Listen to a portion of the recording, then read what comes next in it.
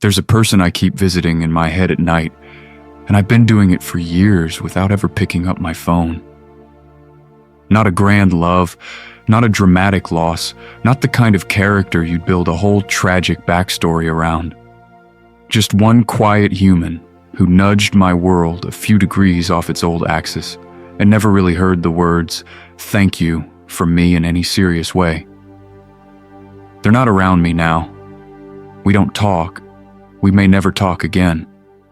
And yet, when the room goes dark and the universe shrinks to the rectangle of my ceiling and the small glow of whatever screen you're using right now, that's the face that turns up, uninvited and strangely gentle. It's annoying in a very tender, humbling way. Worth saying at the outset, our lives are full of these half-finished emotional sentences, not the people we dramatically slam the door on, not the ones we wrote long, cathartic messages to and then heroically didn't send. The others. The teacher whose name you barely remember who said one sentence that changed your sense of what kind of person you were allowed to be. The stranger who wordlessly held a door, and for some reason, that tiny act landed on the worst day of your life and became a sort of private myth about kindness. Psychologists will tell you that gratitude improves sleep, that rehearsing appreciation before bed literally changes what your brain does in the dark, but most of us don't fall asleep to gratitude. We fall asleep to worry, to the endlessly re-edited story of what we should have said or should have done or should already have become by now. If you're here, I'm guessing you know that late-night loop fairly well. So here's a small, gentle challenge. That's what tonight is about. Before sleep, instead of replaying only the reel of mistakes and near disasters, what happens if we quietly replay the faces of the people who shaped us? Not as a forced positivity exercise, not as a spiritual performance review, just as an experiment in editing the story a different way. Same world, same past, slightly different cut of the footage. This is going to take a while, and that's rather the point. We'll get into parents and mentors and the complicated characters who hurt us and helped us at the same time. We'll talk about gratitude that doesn't excuse harm and appreciation that doesn't demand reconciliation. The aim isn't to guilt trip you into writing 100 overdue messages before sunrise. It's to see if remembering who held us up or pushed us forward can soften how we hold ourselves. For now, I just want you to keep one small scene on the edge of your attention. A classroom, maybe, and a teacher pausing by your desk, saying a sentence that made your chest feel different for the rest of the week. Or a bus stop, a winter evening, a stranger in a red scarf who did something so minor you never told anyone about it. We'll come back to them. They're waiting at the next corner of this story. If you zoom out on your life for a second, it doesn't really look like a straight line.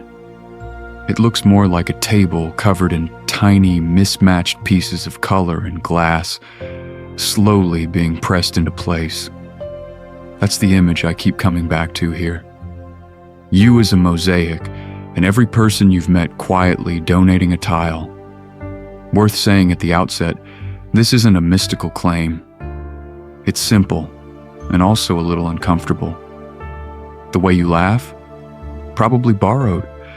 The way you hold a mug, the phrase you use when you're trying to comfort a friend, the particular shrug you do when you're pretending not to be hurt.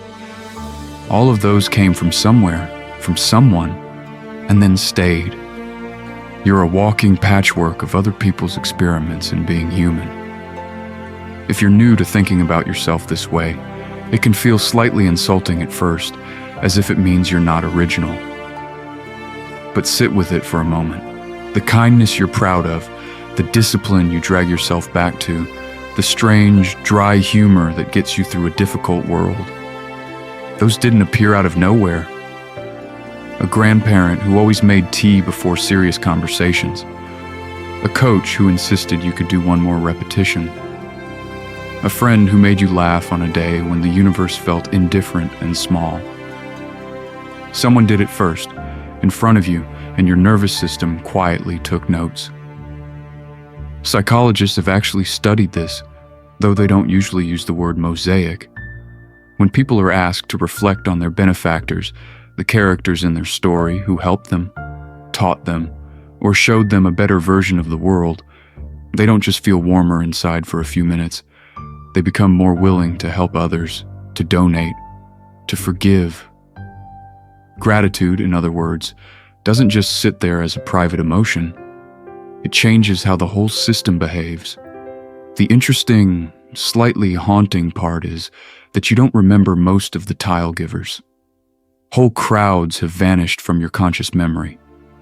The classmate you copied a study habit from, the stranger who held a door on a day of fresh loss, the online comment that nudged you toward a different philosophy of work or love. Gone as characters, still present as color. And that's what tonight is about, really. Letting yourself feel how crowded you are, in a gentle way. Not as a crisis of identity, but as a kind of relief. You were never meant to build this self alone. We'll get into something a little more complicated later, because not every tile came from a kind hand. Some of the sharpest, most resilient pieces in your mosaic were chipped from painful relationships, from harm that shouldn't have happened. There is a way to notice the strength they left behind, to be quietly grateful for the skill or boundary or clarity they forced you to grow, without forgiving the harm itself. That's a slower part of the story, and this is going to take a while, and that's rather the point. And some parts of the story are easier to touch when the world has finally gone quiet. Daytime gratitude is very respectable. It belongs in journals and productivity hacks and well-lit Instagram posts. Nighttime gratitude is something different. It has a softer texture, a stranger honesty. Right now, if it is late where you are, the universe of your obligations has probably shrunk. Emails have stopped breeding. The group chats have gone still. The world outside your window is a little darker, a little less interested in you, and in that hush, small memories start to sound louder. A sentence a teacher said 10 years ago. The way your grandmother stirred tea. The stranger who held eye contact just long enough on a day when you were barely holding it together. Worth saying at the outset, our brains are slightly weird at night. They drift. Boundaries blur. Psychologists will tell you that the period before sleep is a privileged moment for what they call consolidation, when the brain is quietly filing away the day's experiences, deciding what becomes part of the permanent record. Gratitude, it turns out, is a very persuasive editor. Studies where people do a simple gratitude practice before bed show better sleep quality and longer sleep duration, which is the scientific way of saying you fall asleep faster and stay asleep longer. It's not magic. It's not a moral test. It's a small, measurable shift in what story your brain chooses to rehearse as you fall through the gap between waking and dreaming. Instead of looping the worst email or the sharpest regret, you nudge it toward the people who caught you when you were falling, or at least tried. That's what tonight is about.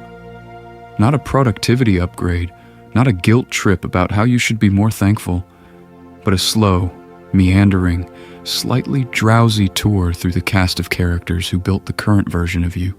This episode is meant to be a kind of guided, philosophical lullaby. We'll get into the same themes from different angles, circling back, repeating names, letting ideas spiral rather than march.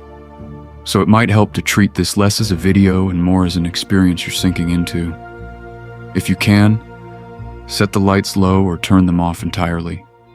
Let the world be a little indistinct at the edges. If you have headphones, you might put them on, not because anything dramatic is going to happen, but because it can feel good at the end of a complicated day to have a single voice and a single story in your ears. If you're new to this kind of nighttime reflection, there's nothing you have to get right. You can drift in and out. You can fall asleep halfway through. Jake would be firmly in favor of that outcome. If you're already a fan of gratitude lists and journals, this is just a quieter, stranger version, one that doesn't require you to sit up straight. In a few minutes, I'm going to ask you to try a very simple mental exercise, something you can do without moving a muscle, that might change how you remember your own story. For now, just notice the room you're in, the weight of your body, and the fact that the next part starts with someone you may not have thought about in years. So think of that person you haven't thought about in years, the one whose name you might barely remember, but whose influence is still quietly walking around inside your life. This is where gratitude stops being a mood and starts becoming a method. It's worth saying at the outset that we are all, in a very real sense, unreliable narrators of our own stories. Not because we're malicious or trying to deceive ourselves, but because the human brain is a ruthless editor. It cuts for time, it rearranges scenes, it puts dramatic lighting on the worst moments and lets the small, steady kindnesses fade into the background as if the universe were a moody film student with a deadline. Gratitude, in this world, is a way of editing. Not rewriting the plot. Not pretending the loss wasn't real or the breakup didn't hurt or the move wasn't stressful. It's simply choosing a different camera angle. One that keeps the helpers, mentors, and quiet supporters in the frame instead of cropping them out. When you do that, you're not erasing pain. You're refusing to let pain be the only character that gets any lines. Neuroscience has an interesting footnote here. When people practice gratitude, the regions of the brain associated with moral cognition and reward, including the medial prefrontal cortex, tend to light up. That's a complicated way of saying that your brain seems built to notice benefactors, to connect appreciation with a sense of meaning and value. The editing isn't fake. It's actually closer to how your nervous system wants the story told. Take something simple, a stressful move. The version you might replay at 3 a.m. is all cardboard boxes, lost paperwork, and that one fragile object that met its destiny on the staircase. But there's another cut of the same episode. The friend who showed up with takeout and refused to let you carry the heaviest box. The neighbor who held the elevator. The stranger who saw you wrestling a mattress and wordlessly grabbed the other end. Same plot, different focus, or a breakup. The first draft is usually a courtroom drama, with you as either heroic plaintiff or tragic defendant. Gratitude doesn't demand that you forgive everything or pretend it was secretly beautiful.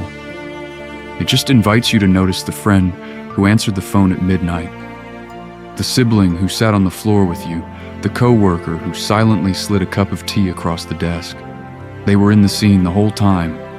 The edit just left them out. Now, for a moment, I want you to imagine my life narrated in a dead serious true crime voice.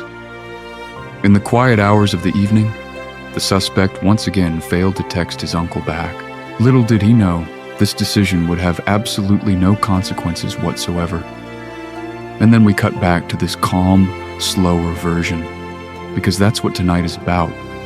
Stepping out of the overdramatic documentary in your head and into something gentler, more accurate, and more humane.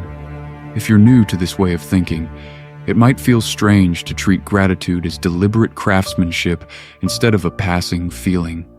We'll get into a small exercise next, something you can do in the dark, with your eyes closed, that helps you start editing your own story in real time, one remembered person at a time. That exercise only really works if we admit something a bit uncomfortable. Most of what holds us together was built by people we barely think about anymore. Not the headline characters in our story, the background ones whose names you might have to reach for. You can think of them as emotional architects. They weren't giving lectures on philosophy or underlining passages in some important book. They were pouring tea at the same time every afternoon, or saying the same 3 reassuring words whenever you panicked, or insisting you put your shoes by the door so you'd know where they were tomorrow. It's simple.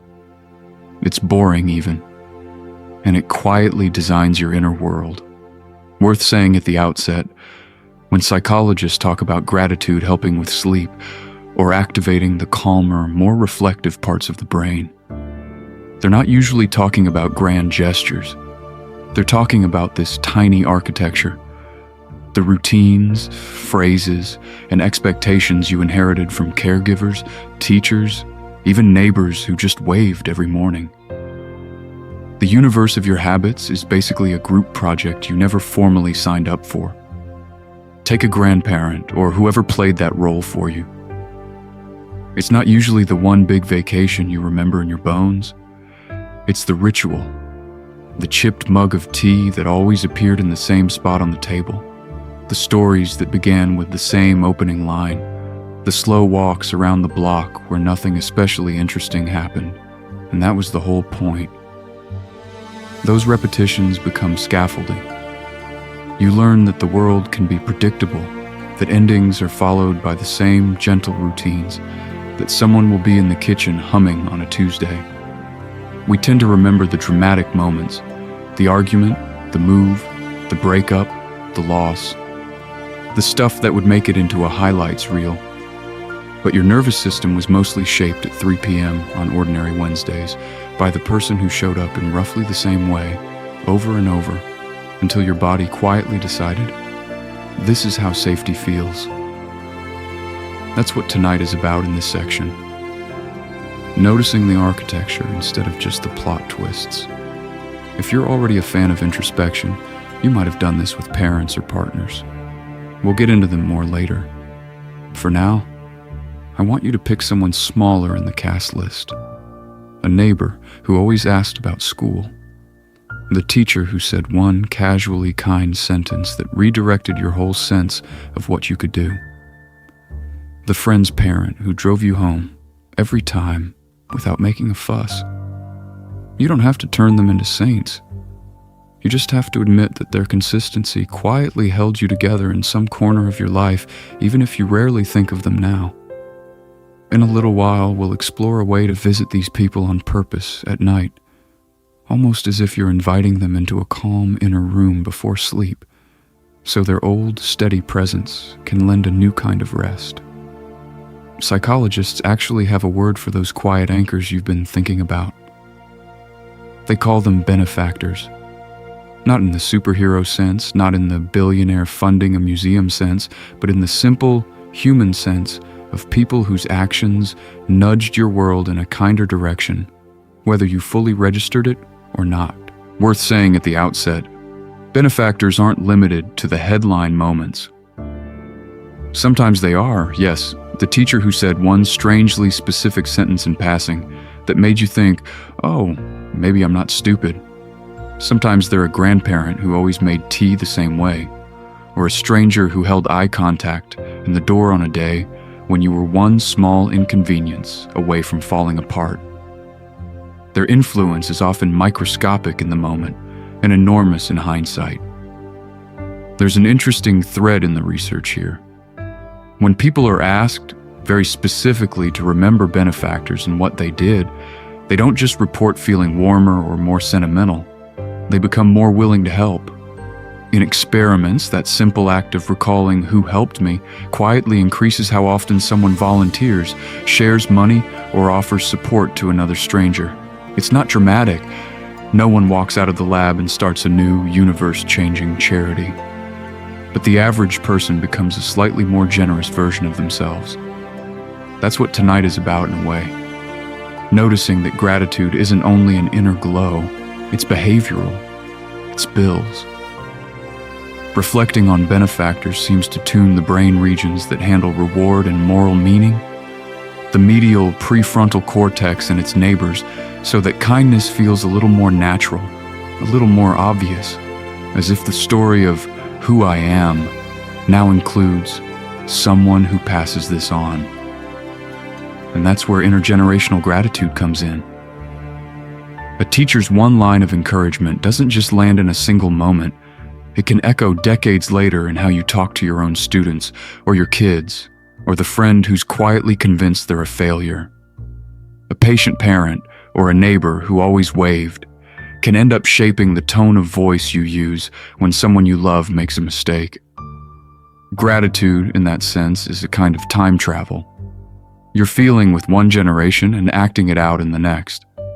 If you're new to this kind of thing, it can sound a bit forced, as if you're supposed to manufacture a noble emotion on command. That's not the task. We're not trying to squeeze gratitude out of you like toothpaste. We're just adjusting the bedside lamp of your attention, turning it a few degrees so that certain faces, certain gestures come into focus while you're already drifting towards sleep. And we'll get into the specific characters who tend to appear under that softer light next. The teachers who live in your tone, the friends who live in your timing, the strangers who live in the way you move through a crowded room.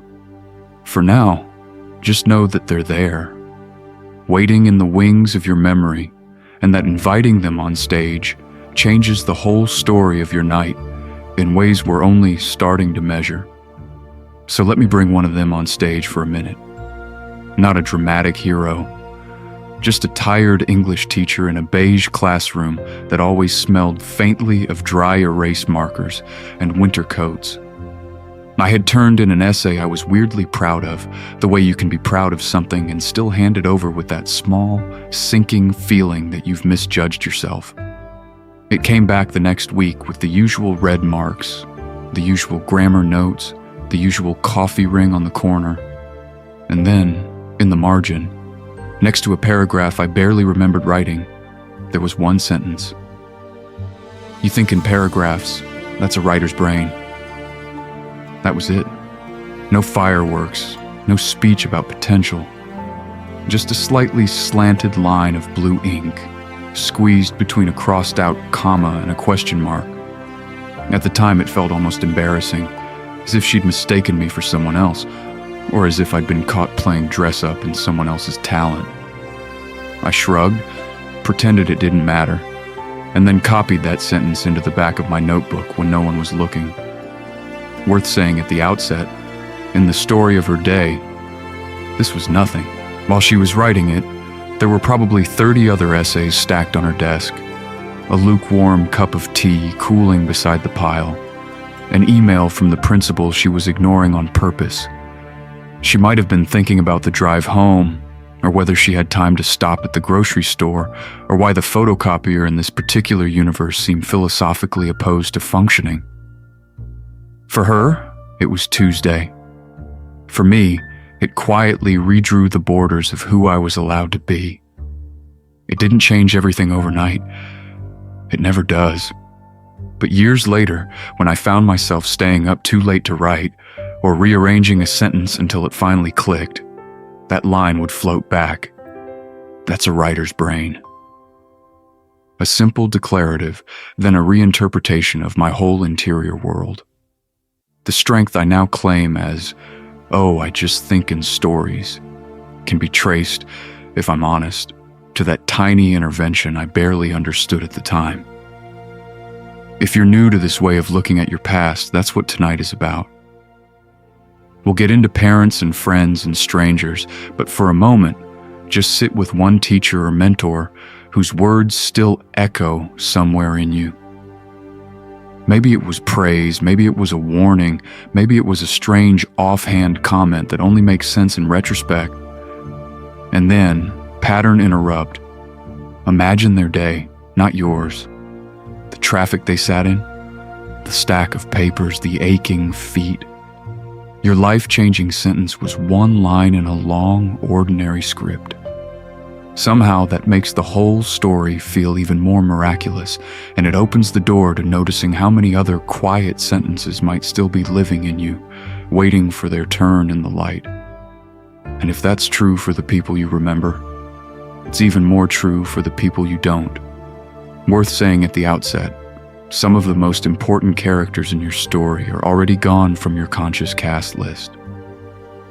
You had early caregivers whose names you never learned, or have long since misplaced. A neighbor who watched you for an afternoon. A teenager who worked at the daycare. The kid who sat next to you in kindergarten for 3 months and then moved away, taking their whole universe of habits and phrases with them. You carry them anyway. You might have a way of tying your shoes that came from one of those vanished hands, or a reflexive of sympathy that was first modeled by someone whose face you couldn't pick out of a lineup now. It's the small, throwaway mannerisms that give them away. The particular way your eyebrows lift when you're pretending to be impressed. The rhythm of your laugh when you're genuinely surprised. The way you say, "Hey," on the phone. Those might not be yours in the original sense. They might be borrowed, copied, absorbed from a person who once stood over your crib or shared a snack at recess. Psychologists will tell you that we forget most of our early experiences, and yet those same years are when the architecture of trust, fear, and comfort gets poured. That's an interesting kind of magic. The builders vanish, the building stays. Your capacity to be soothed by a certain tone of voice, your instinct to reach out instead of pull back during conflict, your ability to fall asleep when someone else is in the room. All of that may have been rehearsed with people your adult mind no longer has access to. So gratitude gets a little complicated here, in a good way. You can't send a thank you note to the stranger who steadied your bike the first time you went down the hill, or to the exhausted nurse who hummed a song while your parents filled out forms, or to the friend of a friend who made you feel, for one evening, mysteriously included. But you can send something softer and more general, a kind of broadcast signal of appreciation to the anonymous crowd that built you. A quiet, whoever you were, wherever you ended up. Thank you for your sentence in my script. If you're new to this kind of reflection, it can help to turn it into an image. Imagine yourself sitting or lying where you are now, and around you there's a ring of faces. Some are sharp and clear, the people you could find on social media in 30 seconds. Others are smudged at the edges, features blurred, more of a presence than a portrait. Behind them, more still, fading into a soft halo of color, a kind of human aurora. This is your mosaic in reverse, not the tiles you see when you look in the mirror, but the hands that placed them. This is going to take a while, and that's rather the point. As you fall asleep, you don't need to sort them or label them or decide who mattered most. We'll get into a simple nightly ritual later, a way of, just before sleep, thanking both the remembered and the forgotten, so that the whole crowd can settle a little more gently around you in the dark. Before we get to that ritual, there's a knot we need to loosen a little. Otherwise, it just tightens around the whole thing. For many people, the moment you start thinking about people you never thanked, the first guess that shows up isn't gratitude at all. It's guilt. You can feel the difference in your body. Gratitude, when it lands, has this widening quality, a sense that the world just became a fraction softer around the edges. Guilt tends to do the opposite. It shrinks the room, tightens the chest, and starts narrating a very dramatic story about how you are, personally, the worst correspondent in the known universe. That's worth saying at the outset, because if you're here, I'm guessing you're not short on self-criticism. You don't need a bedtime lecture about all the calls you didn't make and all the letters you didn't send. Guilt is very good at focusing on our failures, on the ways we fell short of some imagined, much more diligent version of ourselves. Gratitude is different. Gratitude is about what was given, not about how perfectly we responded. Psychologists would point out that this difference matters for sleep. Rumination on mistakes keeps the nervous system humming at a low, anxious frequency, while simple, steady appreciation has been shown to help people fall asleep faster and stay asleep longer. It's not magic. It's just that the mind can't hold the whip and the thank you card in the same hand for very long. So there's a small reframe I've found helpful, and it's one we'll get into more when we talk about that nightly ritual. When the thought appears, I should have thanked them. Try adjusting it just a little to, I'm grateful I can feel this appreciation now, even late. Same memory, same person, different story. In this version of the story, you're not on trial. You're simply noticing that your life was shaped by someone who may never know it, and that the gratitude still counts, even if the window for sending an actual message is closed.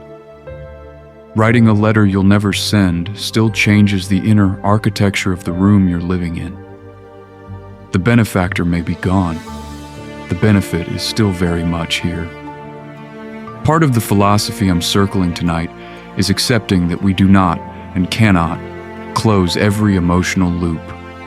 The universe is full of unfinished conversations, unsent emails, unspoken thanks. That's not a personal failure. It's a basic condition of being a character in a long, complicated story with limited time and very unreliable calendars. This is going to take a while, and that's rather the point. As you lie there, you're allowed to let some loops stay open, to let some gratitude be wordless and late. Because there's another tangle ahead, a harder one. The people who didn't just help you, but hurt you too. The ones you might resist thanking at all. We're not going there just yet, but we are going there. So we need to walk into that territory carefully, because this is where gratitude stops being soft focus and starts touching the really complicated edges of your story. It's one thing to thank the people who were gentle with you. It's another to look at the ones who were confusing, inconsistent, or flat out harmful, and admit they still shape the person lying here now. Worth saying at the outset, this is not about forgiving the unforgivable on a YouTube timer. It's not about deciding at midnight that everything that happened was actually fine. Some of the people who formed you did it in ways that bent you out of shape, that cost you years, that you're still unknotting in therapy or in quiet, private ways you don't talk about. That's real. That doesn't get edited out because we're in a reflective mood. The question is gentler and stranger than that. Is it possible to feel gratitude for something that grew in the ruins without rewriting the demolition as a good idea? To say, what you did was not okay, and I'm still grateful for the skills I had to build to survive you. It sounds paradoxical. It is paradoxical.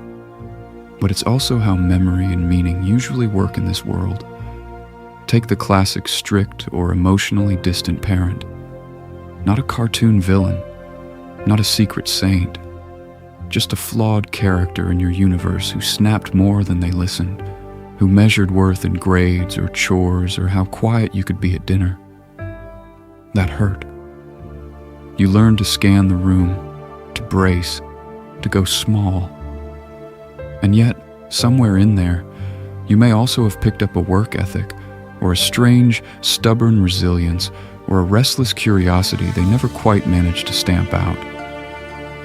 That doesn't make the shouting okay. It doesn't mean the coldness was secretly a gift wrapped in bad packaging. It means you're allowed to hold two truths at once. This was harmful, and something valuable still emerged in me in response. Jake's philosophy would probably phrase it more simply. The world handed you a weird quest. You picked up some decent loot along the way, and the loot doesn't justify the quest giver. If you're new to this kind of double exposure, it can feel disloyal to your younger self, as if noticing any benefit is the same as siding with the person who caused the harm. But you're not voting in a court case here. You're acknowledging the full, complicated version of your own story. You can keep your boundaries, your anger, your distance, and still quietly thank the parts of you that grew teeth and insight and empathy in those conditions. Pattern interrupt for a moment. Flip the camera. Somewhere in the future, someone might be lying awake, thinking about you. Not the perfected, wise version you keep promising to become. The current, glitchy version who snaps when you're tired, forgets to text back, gets lost in your own storms. And they might still be grateful. Grateful that your clumsy apology taught them repairs possible, or that your one steady habit gave them a model of stability, or that your small kindness on a chaotic day became a symbolic memory of hope. If you're already a fan of Jake's easygoing philosophy, you can probably hear the echo. Nobody gets to be the unblemished mentor in this universe. We all end up as mixed figures in someone else's narrative, part shelter, part weather. That's what tonight is about, really. Not forcing gratitude where it doesn't belong, but letting it become spacious enough to include the mess, the contradictions, the people you'll never invite to dinner again, and still, in some quiet corner of your mind, refuse to let entirely define you by what they broke. In the next stretch, we'll get into how to practice that kind of gratitude without getting pulled back into old gravity wells, and how to let it soften your story without erasing any of its sharp edges.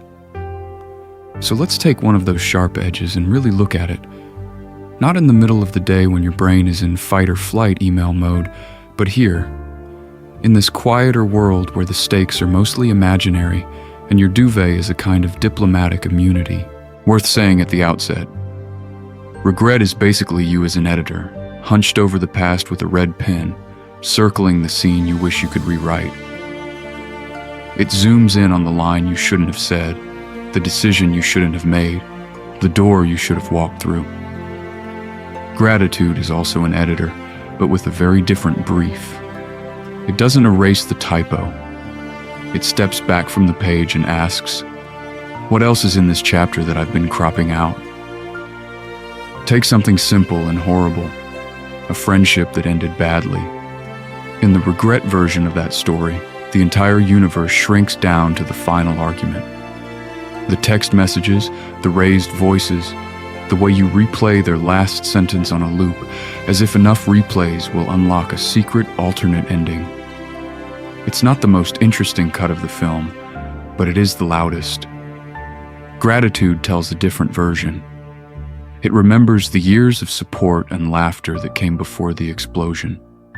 The late-night walks where you both complained about work, the stupid in-jokes that would make no sense to any other character in your life, the time they showed up when you were dealing with a much bigger loss and just sat on the floor, passing you tissues and biscuits. Practicing gratitude here doesn't mean pretending the ending was fine. It just refuses to let the closing scene colonize the entire story. That's what tonight is about. Not spiritual gaslighting, not forcing yourself to feel warm and fuzzy about people who hurt you, but gently widening the frame so more of the truth can fit inside. The betrayal is still there. The absence is still there. They're just no longer the only things there. If you're new to this kind of mental editing, you can experiment in a very small, very private way. Choose one regret-colored memory, preferably not the most radioactive one, and quietly ask, what, in this story, am I quietly grateful for? Maybe it's a skill you learned in the fallout, a boundary you now keep, or simply the proof that you're capable of deep connection at all. You're not absolving anyone, you're just acknowledging that even painful chapters can contain sentences worth underlining. We'll get into a short, guided exercise for this a little later, where I'll walk you through that reframing in real time as you listen. Jake would probably suggest you bring a pillow and maybe a snack. This is going to take a while, and that's rather the point. So before we do that little guided exercise, there's one more layer we need to add, and it stretches much further back than any single argument or apology. It's the part that starts before you were even a character in your own story. Long before you showed up, people were already making decisions that would quietly script the edges of your world. Someone decided to move cities or to stay put. Someone took a boring job because it had health insurance. Someone got on a boat or didn't, or crossed a border with one suitcase and a recipe they refused to forget. Those migrations and risks and quiet, grinding sacrifices are the reason your version of Tuesday even exists. You inherit their consequences without having been consulted, which is unfair but also strangely beautiful. I always come back to the image of a grandparent's hands. Not in a sentimental, airbrushed way, but in the very literal sense. The hands that scrubbed floors, or turned wrenches, or counted out change at a register. The hands that folded the same dish towel every night until the fabric remembered the shape. Those hands touched doorknobs you still walk through, chipped mugs you still drink from, photo frames you dust without thinking. The routines they repeated became the architecture of a house, and the house became the background texture of your childhood philosophy about what normal even means. It's worth saying at the outset that family history is rarely tidy. For some people, parents and grandparents are a source of warmth.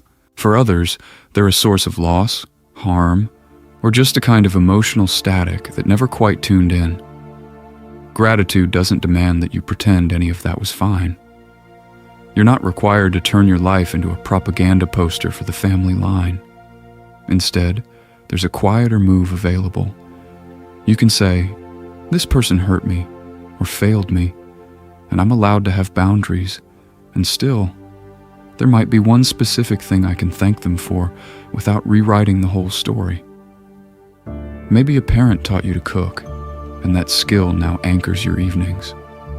Maybe a grandparent's stubbornness turned into your ability to survive change. Gratitude can sit beside honesty, not in front of it holding a censor's marker. If you're new to this kind of intergenerational gratitude, we'll get into it gently. For now, just imagine one ancestor. They can be real or half-remembered, or even a kind of composite character your brain draws from old photos and family myths. Picture one thing they made possible: your language, your neighborhood, your sense of humor, the fact that you're listening to this in a body that exists because they kept going one more day. And then, very quietly, just thank them. You don't have to feel anything profound. A simple, mental nod is enough. That's what tonight is about. Tiny edits to the way you tell your story, made while the universe is dimming the lights. Because once we've looked back at family, the really interesting part is what happens when we turn to the strangers who've shaped you just as much, often without ever learning your name. So let's turn the camera a little wider, away from family and the usual cast of recurring characters, to the people who wandered on for a single scene and then vanished. There's a good chance one of them met you on a day when the world felt especially small and cruel, and then did something so modest it almost didn't register at the time.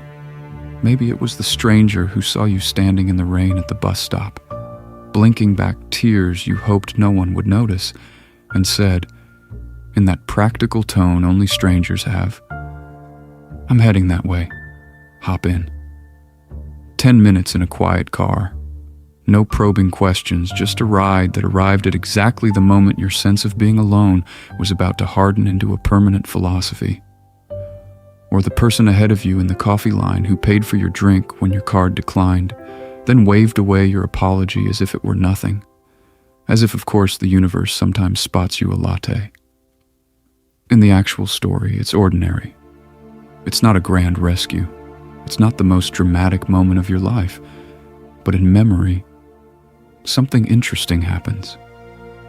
That stranger stops being a specific person and becomes a symbol, a little glowing sign in your internal universe that reads, "People can be kind, not always, not reliably, but sometimes for no reason that makes any economic sense." Worth saying at the outset, your brain is lazy in a very useful way. It compresses complicated, messy days into a few emblematic scenes because storing every detail would be unbearable. So that car ride, or that paid-for coffee, or that one cashier who said, "Hey, you look tired, hang in there," becomes the entire day in retrospect. A whole chapter of your life gets summarized by one small, merciful gesture you revisit in moments of doubt or loneliness, when you need evidence that the world isn't purely indifferent. Psychologists would talk about memory consolidation and reward circuits. I'd just say you're carrying around a tiny, portable proof of concept that kindness exists. If you're new to thinking about gratitude this way, that's what tonight is about. Not forcing yourself to feel grateful, but quietly noticing the symbols your mind already built for you. So, while you're lying there, see if you can find one of those strangers.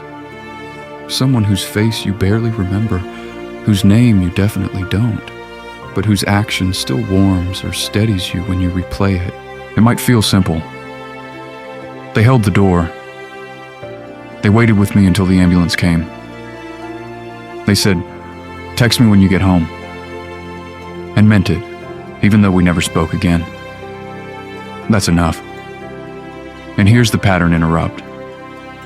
Imagine for a moment that somewhere you are that stranger in someone else's compressed memory. You held the elevator. You answered the late night message. You made a small joke that kept the day from tipping over into despair. You will never know this, and yet the scene exists, archived in another nervous system. We'll get into how that realization can gently change the way you move through the world, and how gratitude for strangers can turn into a quieter, more generous version of yourself in the next part. So let's stay with that for a moment. The idea that somewhere, right now, you exist as a supporting character in someone else's survival story. It's a strange kind of comfort. It also quietly rearranges how you think about your own personality. Because if you're here, I'm guessing there are at least a few traits you're quietly proud of. Your patience, your curiosity, the way you manage not to shout when the world really seems to deserve it. It's tempting to treat those as solitary achievements, as if you just booted up with a particularly stable settings menu, but worth saying at the outset, almost every habit you're proud of probably started in someone else's hands, carried by their patience, their example, or their one well-timed sentence. Think about something as simple as a love of reading. In your personal universe, that might feel innate now, part of the scenery, but somewhere there was a librarian who kept slipping you books that were slightly too hard and never made you feel foolish for returning them half-finished. Or a teacher who read aloud with such unhurried care that you started to associate stories with safety rather than with tests. That's not an isolated achievement. That's a relay. Or that calm tone you use in conflict, the one people have actually thanked you for. Maybe you picked it up from a friend who never raised their voice, who could say, "I'm upset," without turning it into an explosion. At the time, you just thought, this is an interesting way to argue. Years later, you hear their cadence come out of your own mouth, and the argument de-arms itself a little. Their nervous system is now quietly moderating yours. Even your cooking might be borrowed. A neighbor who showed you how to salt the pasta water until it tastes like the sea. A grandparent who let you stir the pot and called it our soup instead of my soup. You stand in your kitchen now, competent, maybe even confident, and what you're really doing is performing a long, improvised tribute act. Psychologists have tried to measure this in their own careful, spreadsheet-based way. Longitudinal studies find that people who regularly pause to notice these benefactors and actually express gratitude tend to report higher life satisfaction and lower symptoms of depression over time. Gratitude letters, even the ones never sent, shift the story you tell yourself about how you became this particular character in this particular world. So in that sense, gratitude isn't just a warm feeling that passes through and then evaporates. It's a way of honoring the chain. You stop insisting on the myth of the isolated self and admit that you are, at best, a very committed link in a very long process. This is going to take a while, and that's rather the point. The chain was here before you, and it will keep extending after you're gone. That's what tonight is about, really. Seeing yourself not as a finished product, but as a moving handoff. In the next part, we'll get into how you can consciously continue that handoff forward, on purpose this time, instead of only by accident. So once you start seeing yourself as a moving handoff, something else tends to appear in the background, almost shyly, a kind of quiet tug. Not a command, not a moral lecture, just this sense that if all these people have poured themselves into you, it would be a shame to let that stop at your skin. Worth saying at the outset, this isn't the heavy, guilt-soaked version of obligation that many of us were handed. Not the voice that says, after everything they did for you, you owe them success, you owe them perfection, you owe them a phone call every Sunday at 4 p.m. sharp. That's one version of obligation, and it's usually powered by fear, by the worry that if you don't perform correctly, the story of their effort somehow doesn't count. There's another version, softer, but in a strange way, more durable. It's the feeling that living well is a way of saying thank you. That every time you choose patience instead of snapping, you're quietly honoring the teacher who first sat with you after school and listened. Every time you show up on a hard day for a friend, some small echo of the grandparent who never missed your school play gets to keep existing in the world through you. Psychologists will tell you that when people regularly reflect on their benefactors, they become more willing to help others in turn. The brain literally lights up in areas tied to moral imagination and reward. But you don't need a scan to feel it. You can sense it on those nights when you replay a stranger's kindness on a terrible day, and without deciding to, you find yourself holding the door for someone else or sending a text you'd been putting off. No one is keeping score. It just feels aligned. That's the difference here. Guilt-based obligation feels like a debt collector. Gratitude-based responsibility feels more like gravity. It doesn't shout. It just leans you gently in certain directions, toward being a slightly kinder, slightly braver, slightly more patient character in your own story. If you're new to thinking about your life this way, it can sound almost suspiciously simple, but that's what tonight is about. Noticing that inner tilt and giving it a little more room. And importantly, this isn't about dramatic repayment. You don't have to pay back your parents by becoming a dazzling success or repay a mentor by founding a charity in their name. Just not letting the chain stop with you is enough. If someone once made you feel safe, you make someone else feel a bit safer. If someone once believed in your weirdness, you leave room for another person's strange, fragile universe to exist next to yours. In a moment, we'll get into another layer of this. What happens when you turn that same gratitude, not outward to the people who shaped you, but inward, toward the earlier versions of yourself who carried you here, often without thanks at all? So far, we've been talking about other people, the mentors and background characters who nudged your story in interesting directions. But there's one person who almost never gets a thank you, and they're the one who had the worst tools and the hardest job, your younger self. It's worth saying at the outset that this isn't about pretending everything was fine, or pretending you handled everything well. You didn't. Neither did I. That's not a criticism. It's almost a law of the universe. Earlier versions of us were trying to pilot a complicated world with half-downloaded maps, strange emotions, and whatever philosophy they could improvise from cartoons, overheard conversations, and the mood of the adults in the room. Think for a second about the ways that earlier you showed up. The nights they lay awake in that small, private universe of worry, and still got out of bed the next morning. The afternoons they sat alone at lunch, or in a new city, or on a different bus route, and decided quietly not to disappear.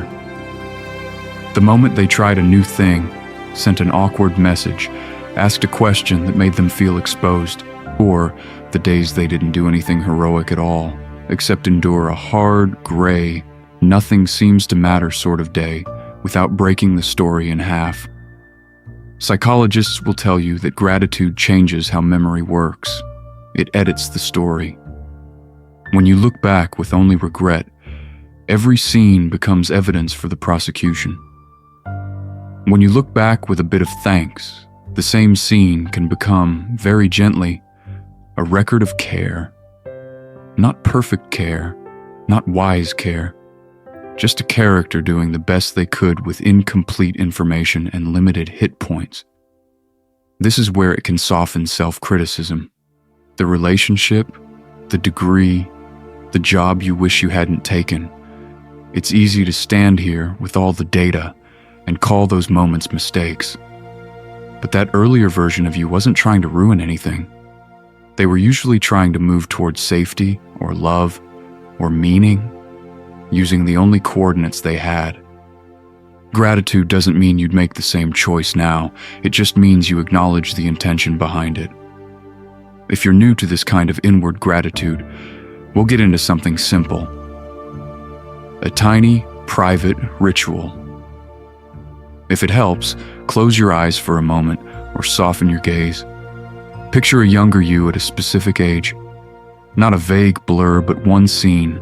The bedroom, the bus stop, the cafeteria, the night walk around the block. And just for a second, I'm going to talk to them instead of you. Hi, you don't know me yet. I'm from a part of the story where some of the things you're scared of have already happened, and you survived. The person you're going to become is listening to this right now, and they asked me to say thank you for that one concrete act you remember, the phone call you made, the secret you finally told, the way you kept going. You did enough. You were enough for them to get here. All right, back to you. Notice how it feels to stand on this side of the timeline and send gratitude backward. This is going to take a while, and that's rather the point. You're rewriting a long relationship. In the next part, we'll gently widen that lens again and look at how this same practice can extend forward toward the future versions of you who are waiting for a bit of care from the present. So here's the strange thing about sending gratitude backward in time. The moment you do it, you're already changing the past. Not the events, the experience. Worth saying at the outset that memory is not a fixed recording stored in some cosmic cloud server. It's a living process. Every time you revisit an old scene, your brain is not pressing play on a tape. It's quietly repainting the image, filling in gaps, adjusting the lighting, updating the emotional soundtrack based on who you are now. Then it saves that new version as if that's how it's always been. That sounds sinister. It can also be kind, because when you bring gratitude into an old memory, you're not pretending the hard parts didn't happen. You're letting new emotional layers sit alongside them. Pain doesn't have to be edited out for warmth to enter. A lonely afternoon can stay lonely and still gain a thin, steady thread of appreciation running through it, the way a cold room can still have one patch of sunlight on the floor. Neuroscience has an interesting angle on this. When you engage in gratitude, studies show increased activity in the medial prefrontal cortex, a region involved in moral meaning, social understanding, and evaluating what matters in the world. In simple terms, gratitude nudges the part of your brain that decides how to interpret a story. The facts of your life stay put, but the narrator's voice softens, becomes a little more generous, a little less convinced that everything was pure loss or pure failure. If you're new to this, imagine going back to a season of your life you mostly file under the lonely one. Maybe it was the first year in a new city. Maybe it was that odd, gray stretch after a breakup, or a time when everyone else seemed to have a clear role in the universe and you were just there. The story your brain saved might be very simple. It was empty, it hurt, end of file. Now, in your mind, walk back in. Slowly. Look for one small point of light, the one friend who texted you every couple of weeks, not saying anything profound, just sending memes or asking if you'd eaten. The book on your nightstand that gave you a world to visit when your own felt uninhabitable. The late-night diner, or the park bench, or the corner of your room where you always sat and felt very slightly less alone. You're not denying the isolation. You're adding a character. You're adding meaning. And each time you revisit that period with a little gratitude for that friend, that book, that place, the emotional tone of the memory shifts. 1 or 2 degrees toward warmth. Quietly, your sense of who you were back then shifts with it. That's what tonight is about. Using this rewriting power very gently, especially when you're tired. In a moment, we'll get into a simple, nighttime-friendly gratitude exercise designed to work with the way your brain already edits your story, so you can fall asleep while the new version is being written in the background. So let's actually do that now, while you're here, instead of filing it under nice idea for future you, and never returning to it. If it's safe to do so, you can close your eyes, or just soften your gaze. Let it rest on one unmoving point in the room, and let the rest of the world blur a little at the edges. Take one slow breath in through your nose and let it fall out of your mouth, then another, then a third, a little slower than you'd normally bother with. This is going to take a while, and that's rather the point. What we're building is a bedtime gratitude ritual for the people who shaped you. Nothing elaborate, nothing you can fail at. Just a simple, repeatable way of editing the story of your day before sleep, so that your brain has something kind to work with. That's what tonight is about. Worth saying at the outset, the people you choose do not have to be here anymore. They can be alive, gone, barely remembered, or even fictional characters who slipped into your personal universe at the right time. For tonight, mentally list 5 people who shaped you. 5 is enough to feel substantial without turning into homework. Let them appear as names, or faces, or just a vague outline you recognize by feeling. Now we'll get into one of them slowly so you can feel the shape of the ritual. Pick one person from your list. Don't overthink it. The first one who steps forward in your mind is fine.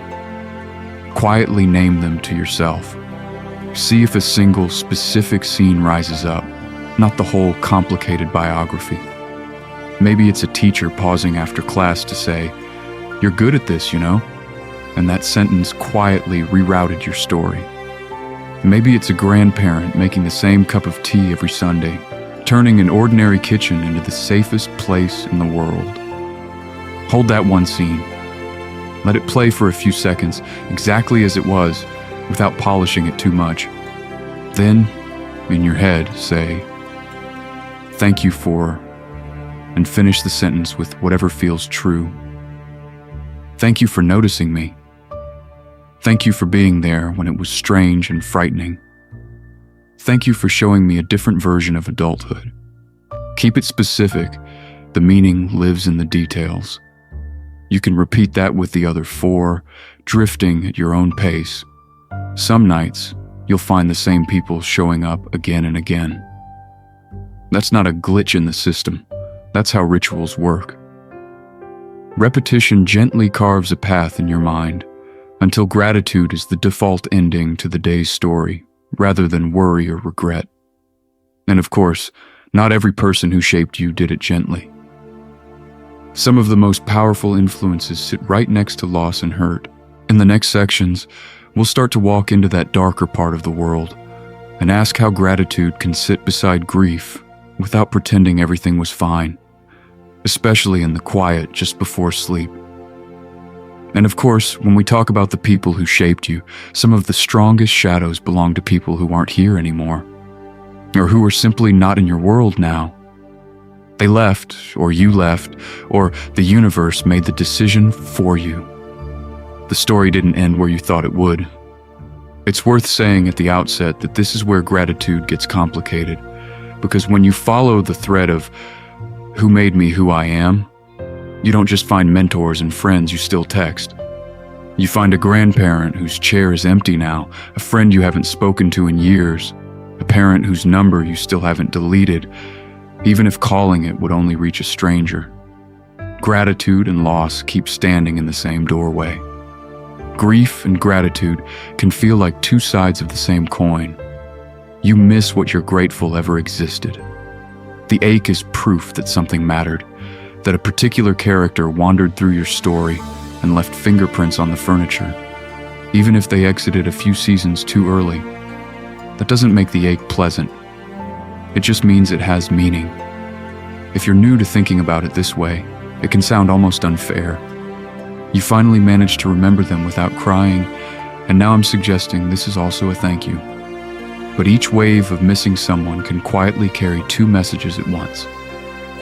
I wish you were here, and I'm glad you ever were. The second doesn't cancel the first. They sit beside each other, the way Jake can nap peacefully on a couch that's seen better days, still fond of every rip in the fabric. In my own life, there's a smell that does this to me. It's the specific, slightly sharp scent of old paperback pages warmed by a lamp. My grandfather used to fall asleep in his chair with a mystery novel open on his chest, and that smell is the whole scene compressed into one breath. The ticking clock, the low television, the way he'd pretend he hadn't been asleep at all. He's been gone for years. The grief has softened, but when I open a secondhand book and that scent hits, there's a tiny involuntary "oh" in my chest. It hurts. It thanks him. Let's do a small pattern interrupt together. Just for a few breaths, imagine that one person you miss most sitting quietly beside you now. No speeches, no perfect closure, no dramatic music. They're just there, in whatever version of themselves feels right, sharing the same air, saying nothing. Notice how your body reacts to that image, how your shoulders, your jaw, your chest respond. Jake would probably shrug and say, "Hey man, that's what tonight is about," and then hand you a blanket. We'll get into the harder cases soon, the people who left more confusion than comfort. But for now, as you drift further towards sleep, let this simple vision be enough. Missing them and thanking them in the same quiet breath. And then there are the people you can't quite tuck under the blanket yet. The ones where your body doesn't soften when you picture them. It tenses. Your jaw comes back online. The breath gets a little shallow again. It's worth saying at the outset, those people also shaped you, and the gratitude there is, complicated. Some influences only start to make sense when you've walked a long way past them. At the time, all you could see was the loss, or the confusion, or the sheer unfairness of the whole thing. Years later, with more world and more self under your belt, the story can quietly edit itself. Not into, "that was fine," but into, "that did something to me I now understand a little better." This is going to take a while, and that's rather the point. Think about a breakup that in the moment felt like the universe had personally rejected your application for happiness. Maybe you lost sleep, replayed conversations, tried to bargain with a character who had already left the scene. Then one day, you catch yourself setting a boundary you never would have set before, or noticing red flags earlier, or simply enjoying your own company in a way that old you would have found suspicious. The relationship didn't become good, but it became legible. It forced growth you weren't going to volunteer for, or a mentor's feedback that landed more like a small meteor than a helpful note. This isn't your best work. You're coasting. You're hiding. At the time it stung, maybe felt harsh, or even wrong. Years later, you can trace a whole branch of your life's philosophy back to that moment of impact, to the night you stayed up reworking the project, or the day you quietly decided to stop hiding quite so much. Parents are often the most confusing version of this. A rule that felt cruel. A boundary that felt like rejection. No phone after a certain hour, no skipping school, no coming home whenever you wanted, no matter how interesting your teenage story sounded. If you're already a fan of hindsight, you might see how some of those limits protected a future you they hadn't met yet. If you're new to that idea, it's okay if you don't. Jake's philosophy would not rush you here. He'd shrug, make you a sandwich, and say something simple. You'll grow into it, man. Gratitude can be that way. Too big at first. A pair of shoes you trip over. You don't have to force your feet into them just because some self-help article said you should be grateful for everything. So gently, before you sleep, name one person you are not ready to feel grateful for. Don't fix it. Don't argue with yourself. Just hold the possibility that, with more distance, some small, specific thank you might eventually appear at the edge of the story. Because soon, we'll get into the other side of this. How the way you practice gratitude now is quietly deciding what kind of character you'll be in someone else's memory years from tonight. So stay with that for a moment. The future memory of you, sitting somewhere in someone else's mind, the way your benefactors sit in yours. It's worth saying at the outset that this isn't a hypothetical reserved for saints, teachers, or people with dramatic origin stories. If you're here, I'm guessing you already underestimate the quiet radius of your presence. You assume you're the side character, the background extra, the one who passes through the scene without leaving much trace. And yet, statistically speaking, that's almost never how it works. Psychologists who study gratitude talk about benefactors, which is a very formal word for the people who helped. When researchers ask participants to reflect on these people, then track what happens next, they see something interesting. Pro-social behavior goes up. People become more generous, more patient, more willing to help. In other words, remembering that you were shaped makes you, often without noticing, start shaping others. That's what tonight is about. Not in cinematic, fireworks ways. In small, nearly invisible ones. A kind email you dash off between meetings that the other person rereads 3 times before bed. A patient explanation you give to a coworker who's embarrassed to ask that quietly changes how competent they feel in this world. A moment where you listen to a friend's complicated looping story and, instead of fixing it, you just say, "Yeah, that sounds hard," and mean it. To you, it's Tuesday. To them, it's one of the 2 sentences they remember from this entire year.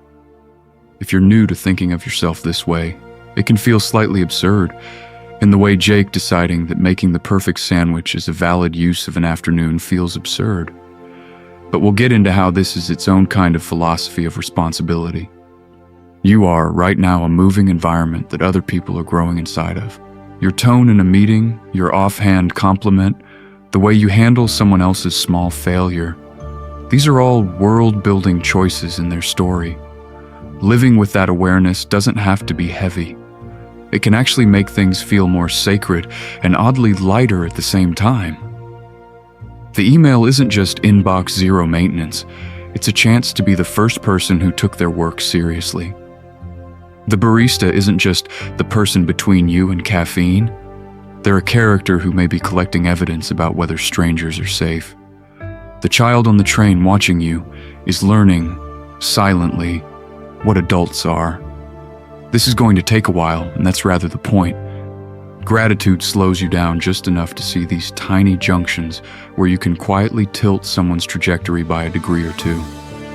And once you start seeing that, another question appears in the doorway, uninvited. What about the moments that don't feel sacred at all? The petty annoyances and daily frustrations you'd happily delete from the universe? In the next part, we'll see what gratitude does there, when the world is not being gentle with you at all. So let's walk into that less sacred hallway for a moment. The one with the flickering fluorescent light and the suspicious smell. The world of daily irritations. The coworker who narrates their entire weekend at your desk. The neighbor whose subwoofer is apparently conducting research on the structural limits of your walls. The slow line at the store that somehow fragments into 3 separate price checks and 1 existential coupon crisis. It's not romantic. It's not profound. It's just annoying. And worth saying at the outset, this isn't a secret ad for putting up with bad behavior or pretending everything is fine when it isn't. What interests me is something smaller and stranger, which is the way your character quietly gets forged in exactly these unremarkable moments, whether you ever decide to feel grateful for them or not.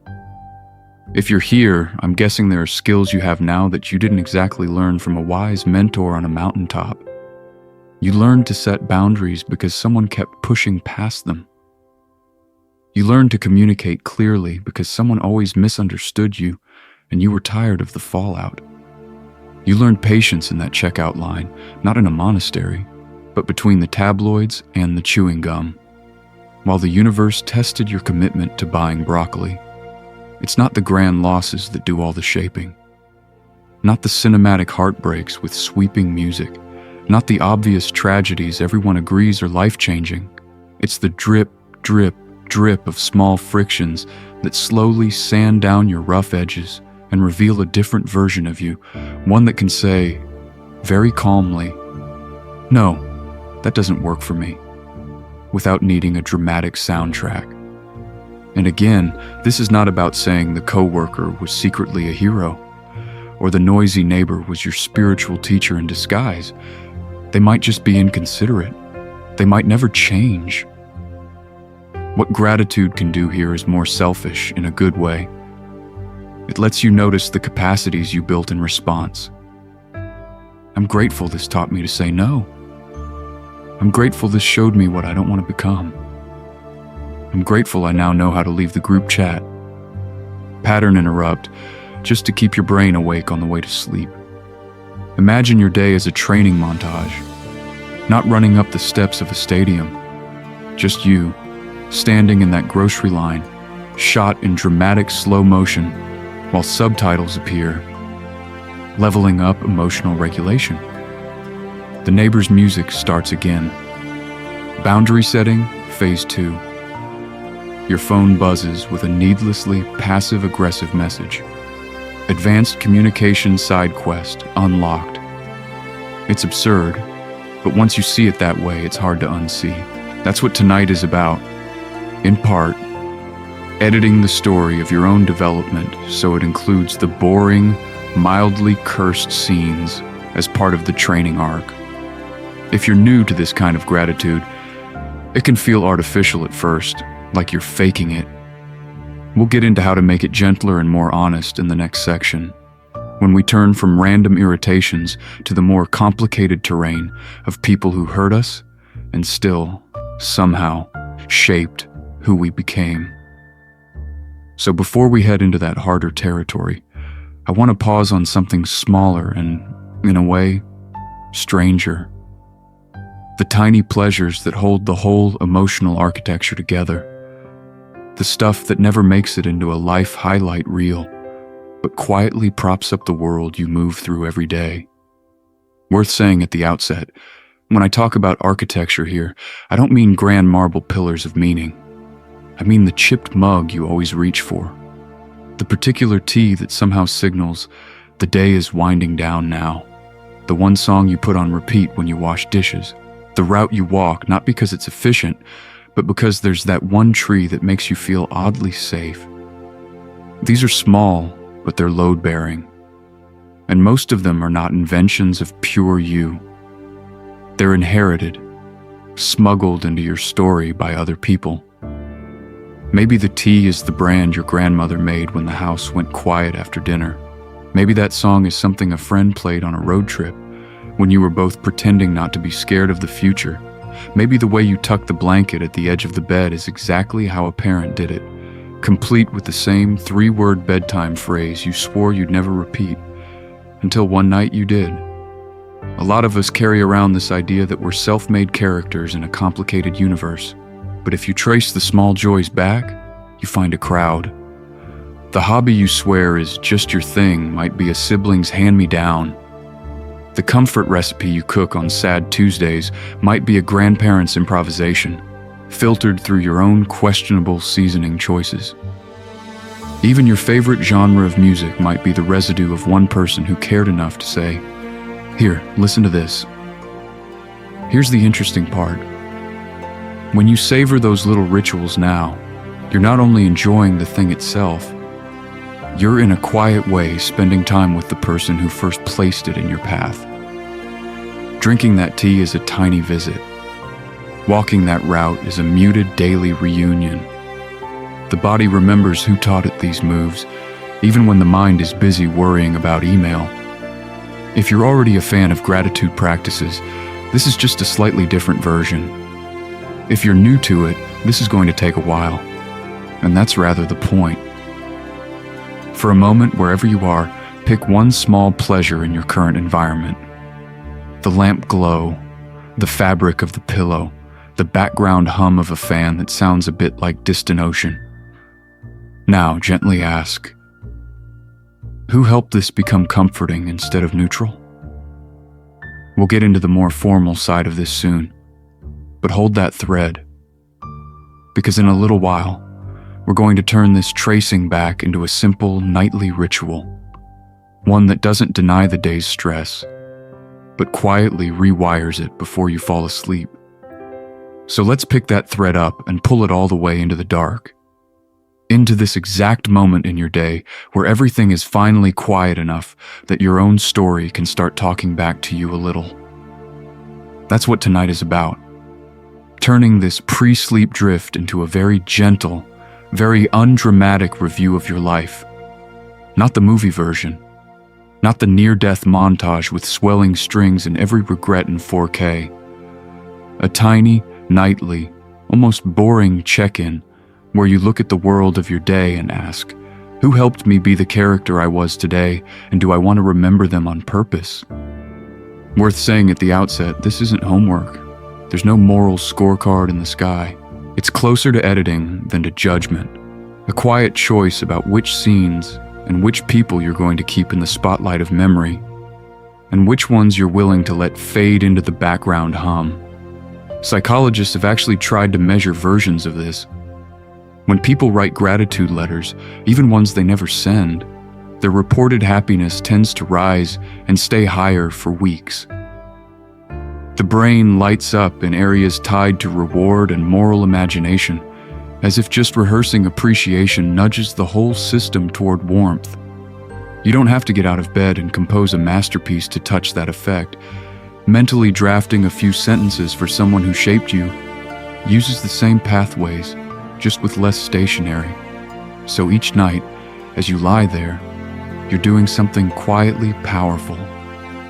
You're deciding which characters get another scene. The teacher who said one kind sentence in a year when you were mostly invisible. The grandparent whose ritual of tea and stories made the universe feel less random. Even the stranger who handed you a tissue on the day everything went wrong, and then vanished forever into the crowd.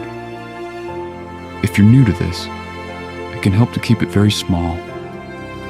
One person, one moment, one sentence in your head that begins with "thank you for," and doesn't have to go anywhere particularly profound. This is going to take a while, and that's rather the point. You're not trying to fix your whole past in a week.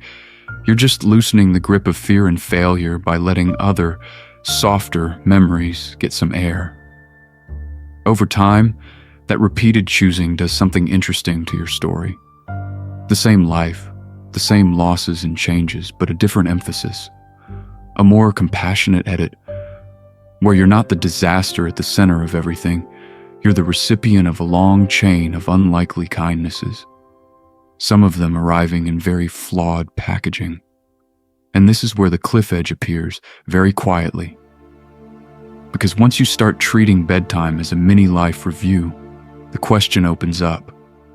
Do you only thank the people behind you, or can gratitude reach in stranger directions? In the next part, we'll get into something a bit weirder. How to aim this same practice not just at the past, but at a future that hasn't quite met you yet. So far, we've mostly been walking backwards, haven't we? Turning over old scenes and old faces and seeing where the threads of help and kindness were hiding. It's the greatest hits album of your past, remastered at bedtime. But gratitude doesn't actually care which direction the arrow of time is pointing. It's a way of relating to your whole story, not just the chapters that are already printed. Worth saying at the outset, the present counts too. The person who made your dinner, the friend who sent a message you were too tired to answer, the stranger who held a door on a day when your hands were already full. When you notice them, even briefly, you're editing the world from hostile and indifferent into something more inhabited, more relational, a universe where you are not the only conscious character wandering around in the dark. And then there's the really strange move, being grateful in advance. Not in a manifest your destiny, customer service version of the universe way, but in a quieter, humbler sense. Somewhere ahead of you are people you haven't met yet, who will one day support you, challenge you, annoy you just enough to make you grow, or sit next to you in a waiting room and say the one simple sentence that steadies your breathing. They already exist, out there, brushing their teeth, scrolling past things, having no idea you're on their horizon. If you're new to this kind of thought experiment, it can sound a bit sentimental, but there's a practical philosophy hiding in it. Psychological studies on gratitude keep finding the same thing. When people spend time noticing benefactors, they sleep better, they report less anxiety, they feel more willing to help others. Anticipatory gratitude extends that effect through time. It's a way of saying, without proof, the story doesn't end here, and it doesn't end with me entirely alone. Night is when the mind loves to audition every possible disaster. It's very efficient. It's the dog. It's Jake. He'd probably say something simple, then roll over and snore. One small counterspell is to add a different kind of imaginary scene. Picture your future self, a few years from now, sitting somewhere ordinary, thanking someone you don't know yet. Maybe they're a nurse adjusting your blanket, a neighbor lending you a tool, a mentor sending one email that changes the trajectory of your work. See if you can feel even a faint, curious warmth toward that unknown helper.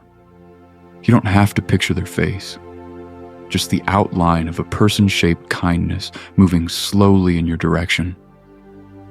And now, a pattern interrupt. Let me speak for them for a moment. I'm on my way.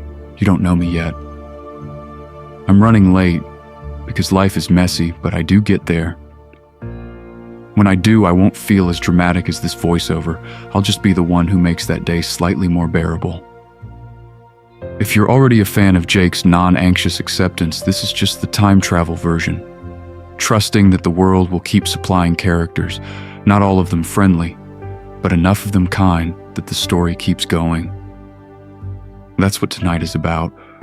In the next section, we'll get into how this same forward-facing gratitude can loop back and quietly change how you treat the people who are already here, sharing this strange little corner of the universe with you. So before we zoom back in on specific people, I want to widen the frame for a minute. Not to the stars, not to the grand philosophy of the universe, just to the plumbing under your sink and the wires in your walls. It's worth saying at the outset, most of the comfort in your day is built on work you never see. You turn a tap and clean water arrives, at pressure, on demand, as if the world were a simple machine that exists to fill your cup. Somewhere behind that gesture are sanitation workers hauling away what you don't want to think about, engineers checking treatment levels, people repairing pipes at 3 in the morning in the rain, so you can brush your teeth half asleep without ever wondering how improbable that little stream really is. The same thing is happening with your lights, your food, the device you're watching this on. A line worker climbing a frozen pole so your room can stay warm. Farmers and seasonal laborers bending over in fields so the shelves you walk past absent-mindedly are quietly, miraculously stocked. Coders who spent a week tracking down one stubborn bug so this video doesn't crash your app at the 9-minute mark. Factory workers tightening the same screw on the same component until the shape of it lives in their muscles more than in their mind. None of them know your story. You probably don't know their names. And yet, they're in the background of almost every independent thing you do. It's interesting how often we tell a heroic, self-sufficient version of our lives while standing on a floor that thousands of invisible hands are still, in real time, holding up. So here's a small experiment. When you're in bed tonight, before you fall asleep, pick one invisible worker from your day and thank them quietly in your head. The person who roasted the coffee beans that kept you awake. The nurse on the night shift caring for someone you will never meet. The stranger who sorted recycling so a bottle could have a second story instead of one sad, early loss in a landfill. You don't have to know their face. You don't have to get it exactly right. The point is to let your attention admit how crowded your life really is. We'll get into more personal territory soon, but this is the humility piece. Recognizing how interdependent we are doesn't erase your effort. It just softens the illusion that you built yourself alone in a vacuum-sealed universe. Jake's world runs on that same quiet network of unseen characters, and that's what tonight is about. Noticing the background cast. Because after this wide-angle detour, we're going to swing all the way back to a single, very specific person, and one very specific, unsent letter of thanks that might be living somewhere in your own story, too. So let's zoom in now from that whole background cast to one person, just one. Before you fall asleep tonight, I want you to quietly pick them out of the crowd, almost as if you're pausing the universe of your own story and putting a soft spotlight on a single character who never really got their scene. Worth saying at the outset, this is not about grand gestures or dramatic reunions. This is about an unsent letter. A thought experiment you run in the privacy of your own head, especially in those last few minutes before sleep when the world goes a bit blurry at the edges and your inner narrator gets louder and kinder at the same time. Psychologists have actually studied this because of course they have. When people write gratitude letters, even if they never send them, their reported happiness tends to rise and then stay elevated for weeks. Brain scans show the medial prefrontal cortex, the bit involved in reward and moral meaning, lighting up as if the person had actually received something wonderful. It's a very human glitch. You sit still, you think thank you, and your nervous system behaves as though the universe just handed you a small present. So if you're new to this, here's the version we're going to try. Before sleep, choose one person you never properly thanked. Not the obvious headliners you post about on birthdays, someone quieter in the script. The teacher who said one offhand encouraging sentence that nudged your whole trajectory. The grandparent whose tea and stories became the emotional furniture of your childhood. The stranger who held eye contact and a door for you on a day when you were quietly falling apart. Now in your mind, start composing. First, name them. Not just their label, but the actual name you would write at the top of the page. Then, recall specific moments as if you're replaying short episodes from a very old season of your life. The hallway where they stopped you, the kitchen table, the bus stop, the hospital corridor. Stay with the details until the memory feels textured rather than abstract. Next, gently articulate what changed because of them. Maybe you cook a certain simple meal the way they did. Maybe you kept going in school. Maybe you left. Maybe you learned that you were worth listening to, or that you could survive loss and change because someone modeled it in real time. Say that part in your head as plainly as you can. This is going to take a while, and that's rather the point.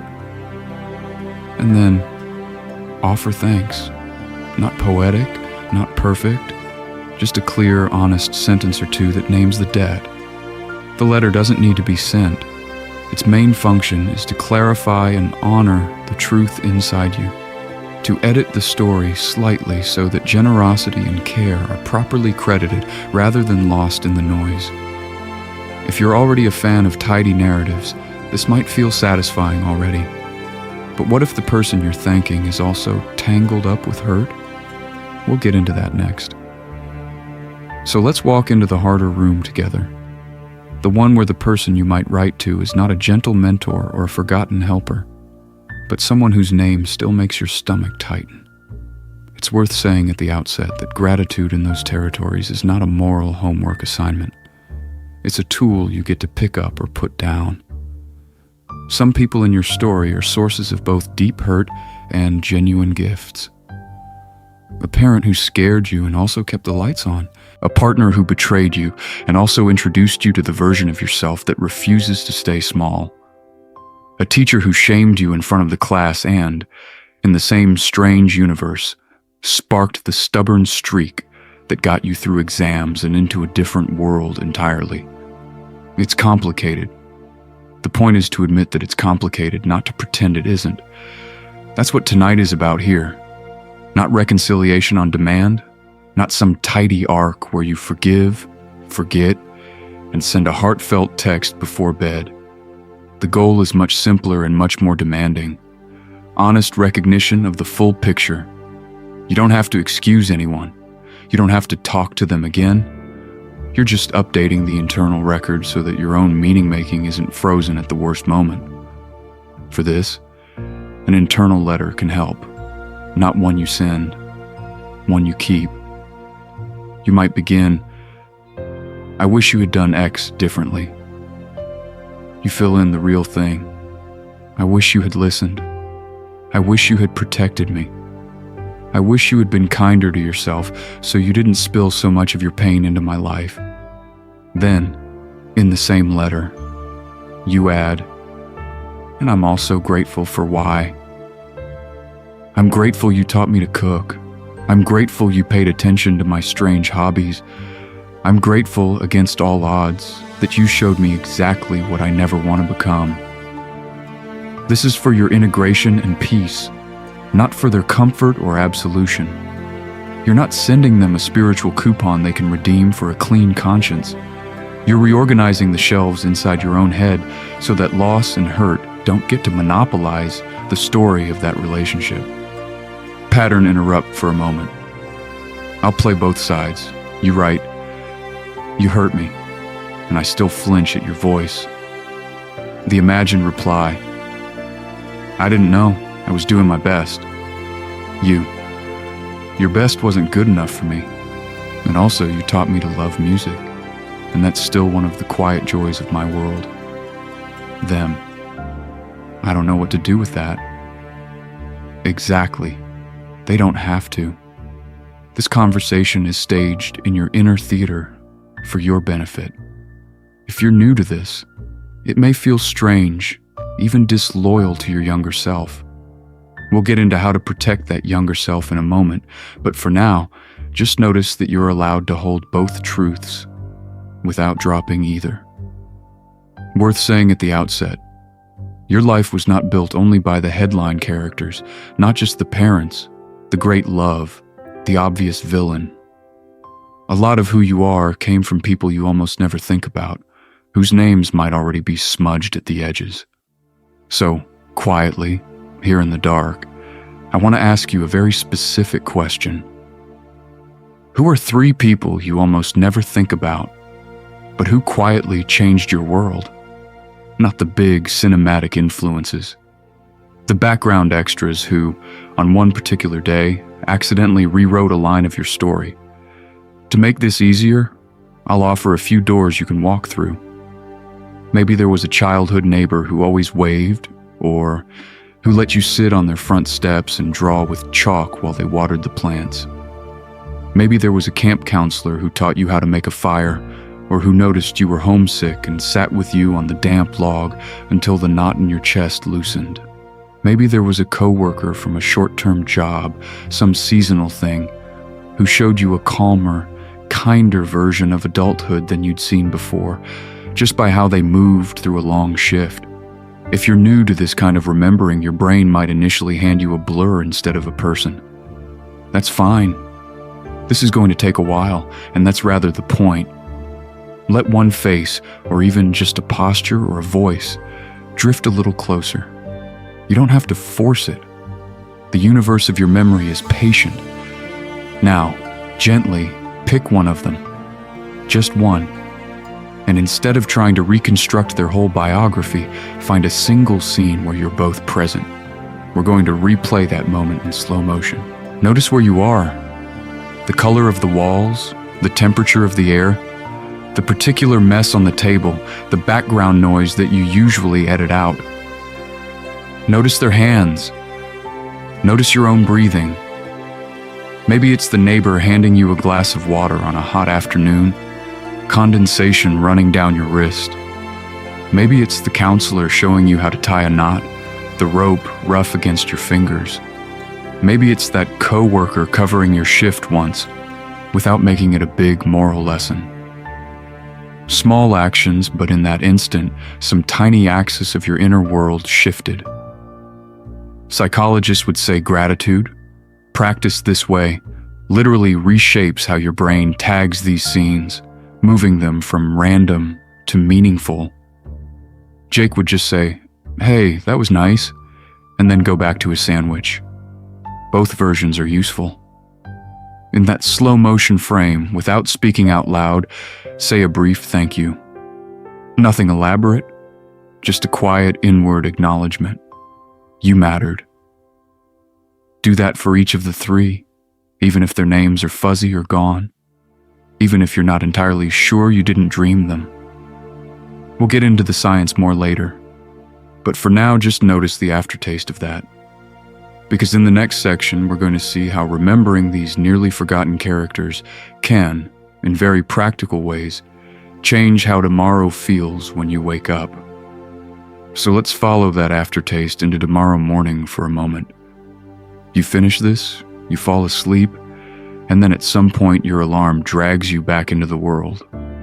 The question is whether those three almost forgotten characters you thanked tonight are still doing quiet work in the background. Worth saying at the outset, your brain does not just shut off and politely wait for you while you sleep. It keeps sorting, compressing, editing the story of your day into something it can carry forward, and whatever you hand it right before bed has an outsized chance of ending up in the baseline settings folder for tomorrow. If you go to sleep replaying every mistake, your nervous system spends the night marinating in that. You wake up already halfway to defensive. If you go to sleep with even a small, honest sense of gratitude, your body gets a different chemical weather report to work with. It's not magic, it's just a slightly kinder forecast. There are studies on this if you're new to the gratitude research world. People who spend a few minutes listing things they're thankful for tend to sleep longer and report better sleep quality. Better sleep then quietly improves all the unglamorous things: mood, patience, attention. You don't wake up as a different character in the universe. You just wake up as a slightly less frayed version of yourself. So tomorrow, you're in traffic. Someone cuts you off. On a normal day, maybe you narrate a whole imaginary argument with them. On a gratitude-soaked sleep day, there's a tiny extra gap before you react, and in that gap is the memory of the teacher who once saw you having a bad day and gave you a pass. You still feel the jolt of irritation, but it shares space with, "People have been generous to me." Maybe you ease off the horn. Or you're at work, and a colleague drops the ball on something important. The part of you trained on loss and change wants to keep score. But last night you fell asleep remembering a grandparent who quietly showed up for you, over and over, with tea or stories or walks. Without making a big speech about it, you find yourself being one step more patient, 1 degree less sharp around the edges. Even with yourself, it shifts. You make a mistake, and instead of concluding, "I am the worst," you remember that someone once believed you were worth teaching. That belief doesn't erase the error. It just keeps the meaning of the error from swallowing the whole story. In that sense, tomorrow's small acts become little tributes. The extra second you give the barista, the email you phrase more gently, the way you forgive your own tired brain for forgetting a word. None of them are grand gestures, but each one is a quiet thank you note to the people you name tonight, paid forward into a world that will never quite know the origin. That's what tonight is about on the surface. Better sleep, better mornings, marginally kinder traffic encounters, but underneath, something larger is starting to move.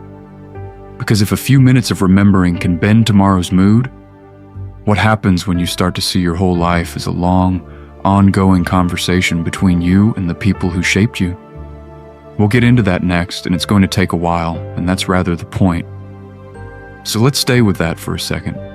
This idea that your whole life is a conversation.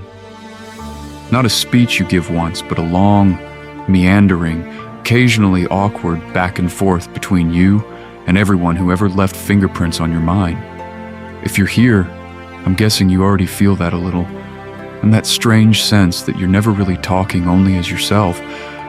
Worth saying at the outset, conversations aren't just made of words. They're made of what you repeat, what you refuse, what you quietly repair. Every time you choose patience because someone once yelled instead, that's a reply. Every time you double-check the stove because a parent was anxious about house fires, that's a reply. Our values, our habits, our reflexes are often these delayed responses to things we were shown, taught, or denied. And the universe of your personality is crowded with those delayed answers. Some of them are obvious. The teacher who said one kind sentence when you were 12, and suddenly homework became a story about your potential instead of your failure. The grandparent who made tea the same way every Sunday, until that ritual became the skeleton key for comfort in your adult world. Some are stranger.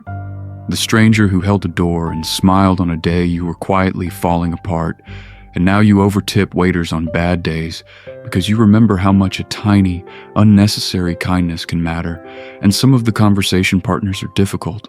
A parent who wasn't there, so you overcorrect into reliability.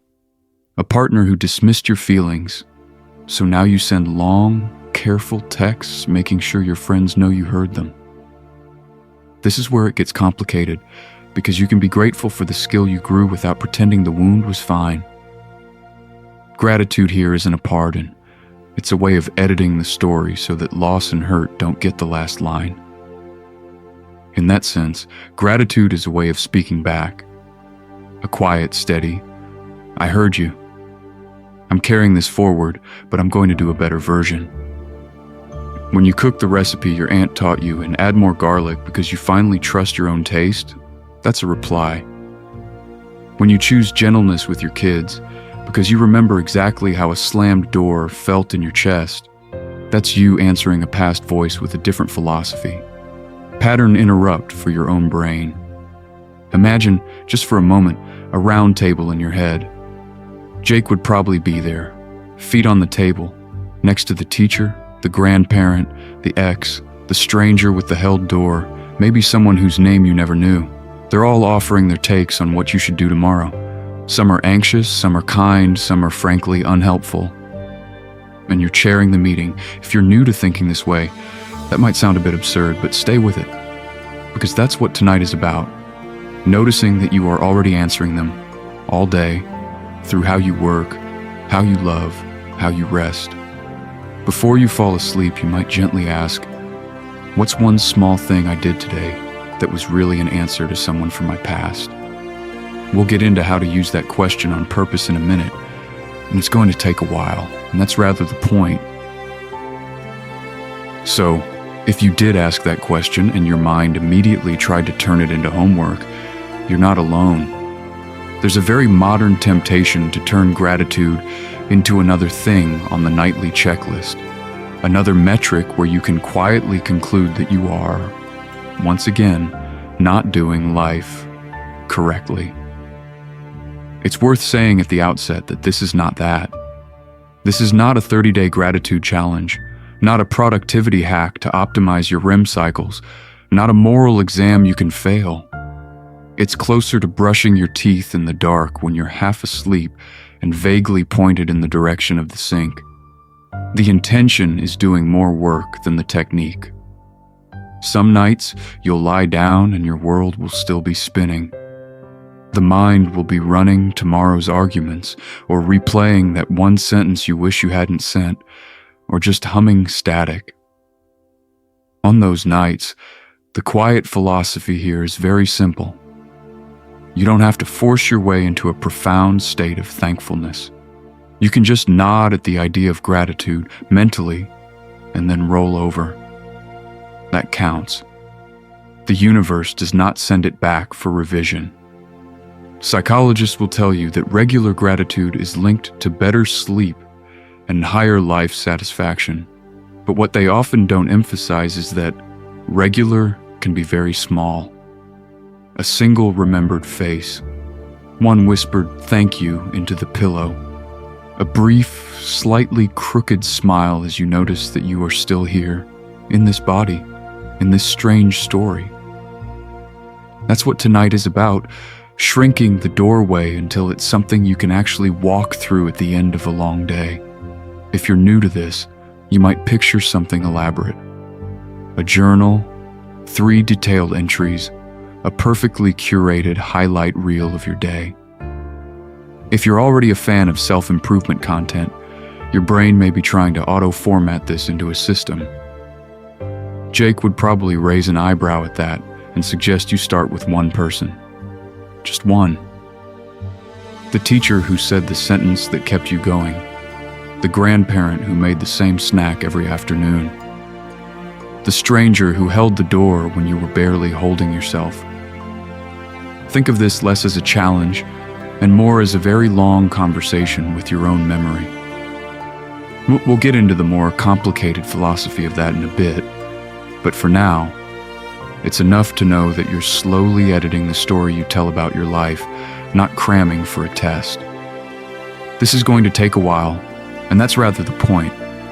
You're building a relationship with the characters who made you possible. In a moment, we'll start to weave these tiny, sleepy thank yous into something larger, a kind of map of who you are becoming, so that all these scattered faces and moments begin to form one coherent picture. So let's zoom back out for a moment and return to that image we started sketching together before we got lost in all the tiny details. You as a mosaic. Not a single polished statue, not a finished symmetrical character sheet, but an entire wall of small, uneven tiles, borrowed from an absurd number of people and moments. Worth saying at the outset, this isn't a neat museum piece.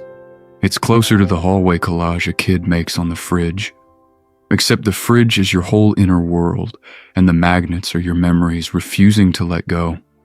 When you think about those teachers we talked about, the ones who handed you a sentence or a look that stayed, those became tiles of kindness and competence, little squares of, maybe I'm not hopeless at this, baked into the pattern.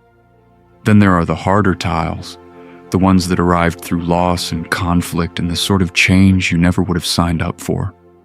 The resilience you built after something collapsed. The boundaries you learned to draw because someone crossed one too many lines. It's not that the hurt was good. This isn't that kind of philosophy.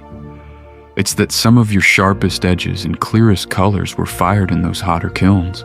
Mixed in, you've got the quiet, almost throwaway pieces. Small joys copied from loved ones. The way your grandfather stirred his tea and sighed before telling a story. The exact playlist your friend put on during late-night drives. The stranger who held a door on a day when everything else seemed to be closing. Tiny, ordinary gestures that, if you're new to thinking about yourself this way, don't look important until you notice they're everywhere. When you start to see yourself as this complicated mosaic, shame loses a bit of its grip. You're not a single cracked object that failed quality control. You're a work in progress assembled from hundreds of sources, some generous, some clumsy, some frankly unqualified for the role they played. I'm not broken. I'm complex becomes a more accurate and much kinder version of the story. And gratitude in this picture is the light. It doesn't add new tiles. It makes the existing ones visible. Psychological studies show that simple gratitude practices improve sleep and soften the brain's bias toward threat, which is a clinical way of saying the torch you're holding gets warmer and steadier. You start to see patterns and beauty that were always there, but previously lived in the dark corners of your own personal universe. That's what tonight is about. Walking slowly along that inner wall with the lights on, noticing who shows up in the colors. Because in a moment, we'll turn the whole thing around and ask a slightly unsettling question. While all these people were leaving tiles in you, what kind of mosaic have you been quietly building in them? So let's actually do that turn. Let's answer that unsettling question slowly, because the answer is already happening, whether we look at it or not. If you're here, I'm guessing you don't usually think of yourself as a major character in other people's origin stories. It's simple to cast yourself as background, as an extra wandering through someone else's world. But worth saying at the outset, you are already a tile in dozens, maybe hundreds, of mosaics you will never get to see finished. You're in the mosaic of the friend who still repeats that one throwaway phrase you used 3 years ago, the one you barely remember saying. It became their shorthand for courage, or for taking the silly option, or for leaving the party on time. You're in the mosaic of the coworker who watched you quietly push back on a bad idea without setting the room on fire and thought, "Oh, you're allowed to do that." They copied the stance, or the tone, or just the fact that no can be calm. You're in the story of the younger cousin who noticed you always washed your mug before bed, and for some reason, that small closing ritual became the template for how to end a day. You're in the stranger's memory of the morning you held the door when they were juggling coffee and grief, and you didn't know about the grief part, but their nervous system did. It filed you under. The universe is not entirely hostile. We'll get into bigger, more obvious legacies later, but most of the time it's this. Tiny phrases, habits, the way you apologize, the way you don't. Someone learned a boundary from watching you leave a conversation that was draining you. Someone learned patience from the way you listened without jumping in with a solution. Someone learned that you're allowed to be wrong and still be worth staying for. Here's the strange part. We almost never get the full feedback loop. Psychological studies will tell you that reflecting on benefactors makes us kinder in turn, but most people never send the memo. So your influence travels out in quiet, diagonal lines, and you walk around thinking you're just trying to get through Tuesday. Pattern interrupt, just for a second. Instead of you looking back over your life, imagine a future version of someone else, lying in their own dark room, telling a story about you. There was this person I knew once, they say, and then they describe something. A sentence, a look, a way of making tea. You are a minor character, but you're in there. That's what tonight is about, noticing that this goes both ways. If you're new to this kind of gratitude, it isn't about pressure or performance. It's about realizing that living with quiet integrity and kindness is not a private hobby. It's tile making.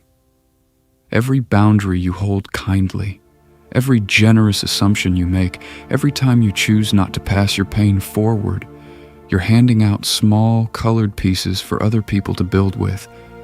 And in a moment, we'll zoom out again and ask what it means to shape that process on purpose, without turning your life into a marketing campaign for your own legacy.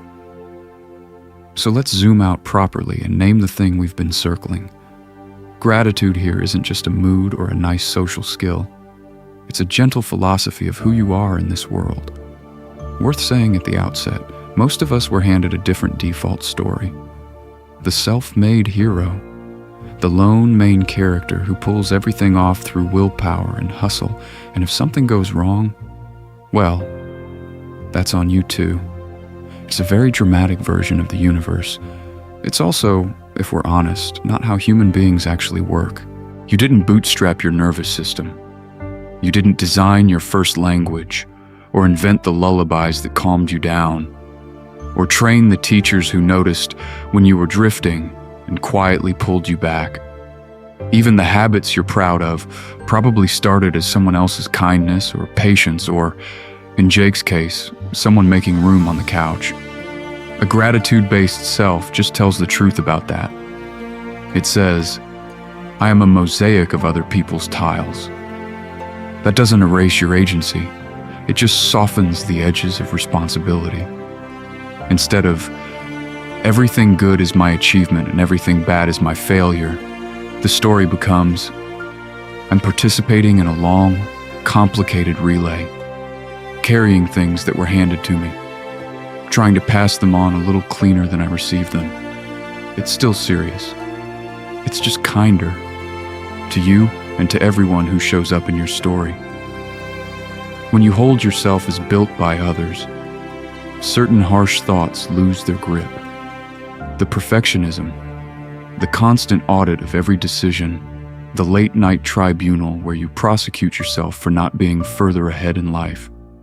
Gratitude doesn't argue with those voices on their terms.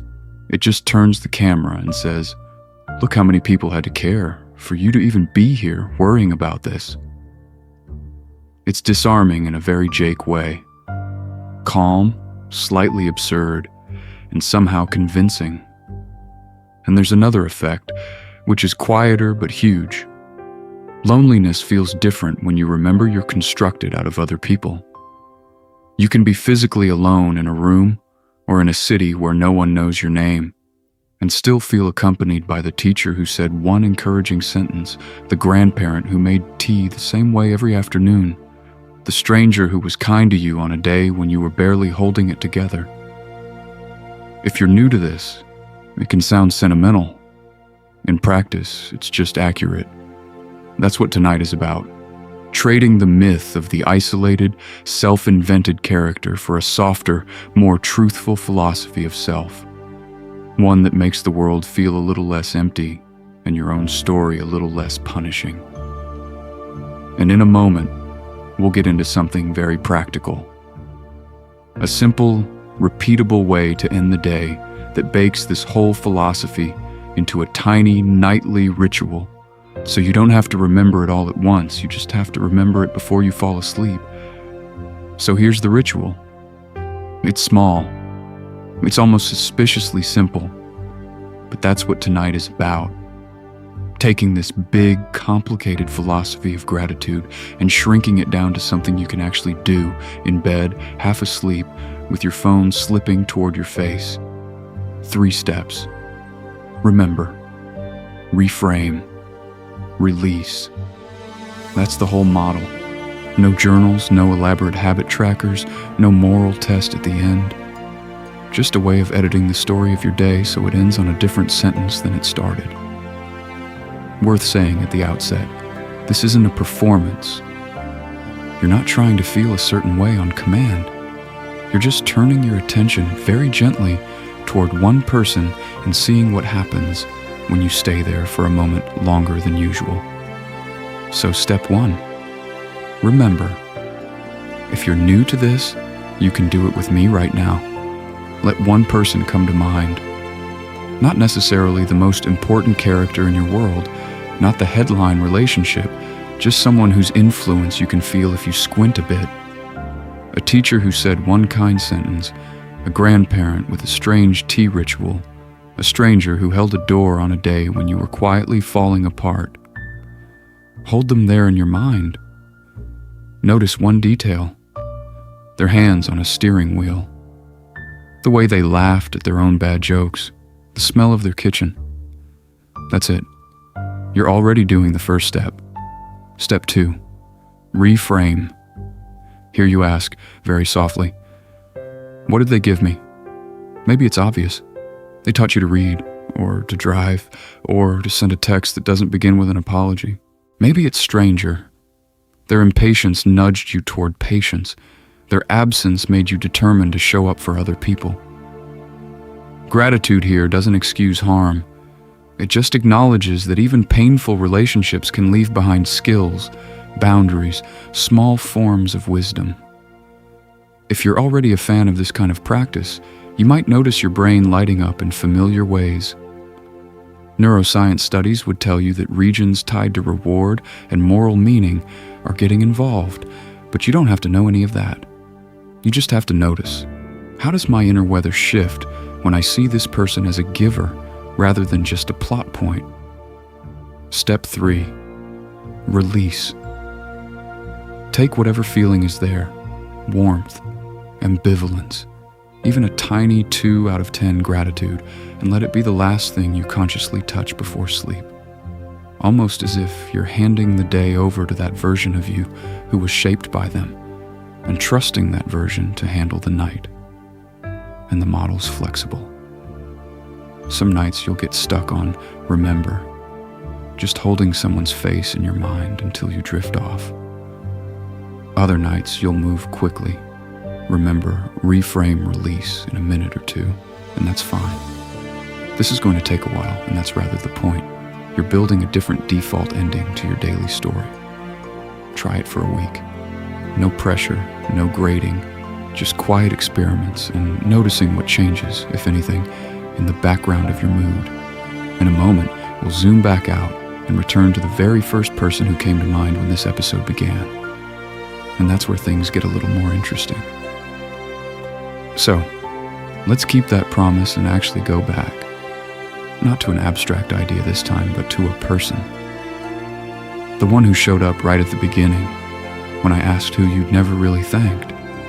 If they slipped away while we were talking about habits and tiny experiments, let them drift back in now.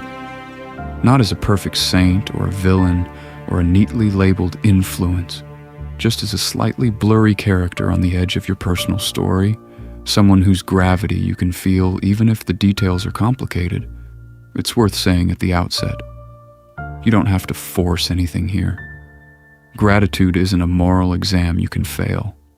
The research about gratitude and better sleep and calmer brains is interesting, but it doesn't mean you're broken if you don't feel a warm, spiritual glow on command. We're experimenting with attention, not grading your soul.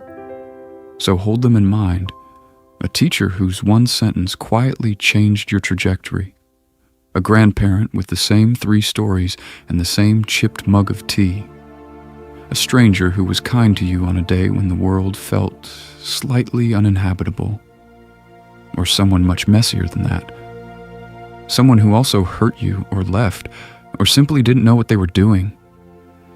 If you're new to this kind of nighttime inventory, it can help to go very small. One concrete thing. Not, they saved my life.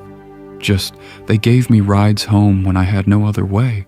Or, they made sure there were always clean towels. Or, they laughed at my joke when I was scared I was unfunny forever. Gratitude doesn't require purity. It only asks that you tell the truth about what was good amid everything else. So, quietly, in your head, name one thing. And then, just as quietly, say thank you for that specific thing. You don't have to mean it with your whole being. 51% sincerity is enough to start moving the needle. Pattern interrupt for a moment. I'm going to borrow their voice. Just for a few sentences, imagine I'm them, speaking to you across the weird little universe of this video. I see how you turned out. I'm proud of you.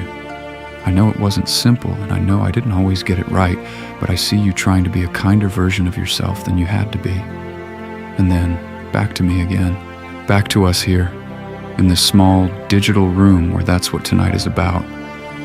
Editing the way your inner narrator tells the story of who raised you, taught you, bumped into you, and then vanished.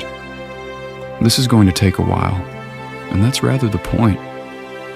You're not fixing the past, you're reshelving it. In a moment, we'll widen the frame again and look at how Jake's whole philosophy of good enough living can sit alongside this quieter, more complicated gratitude without canceling it out.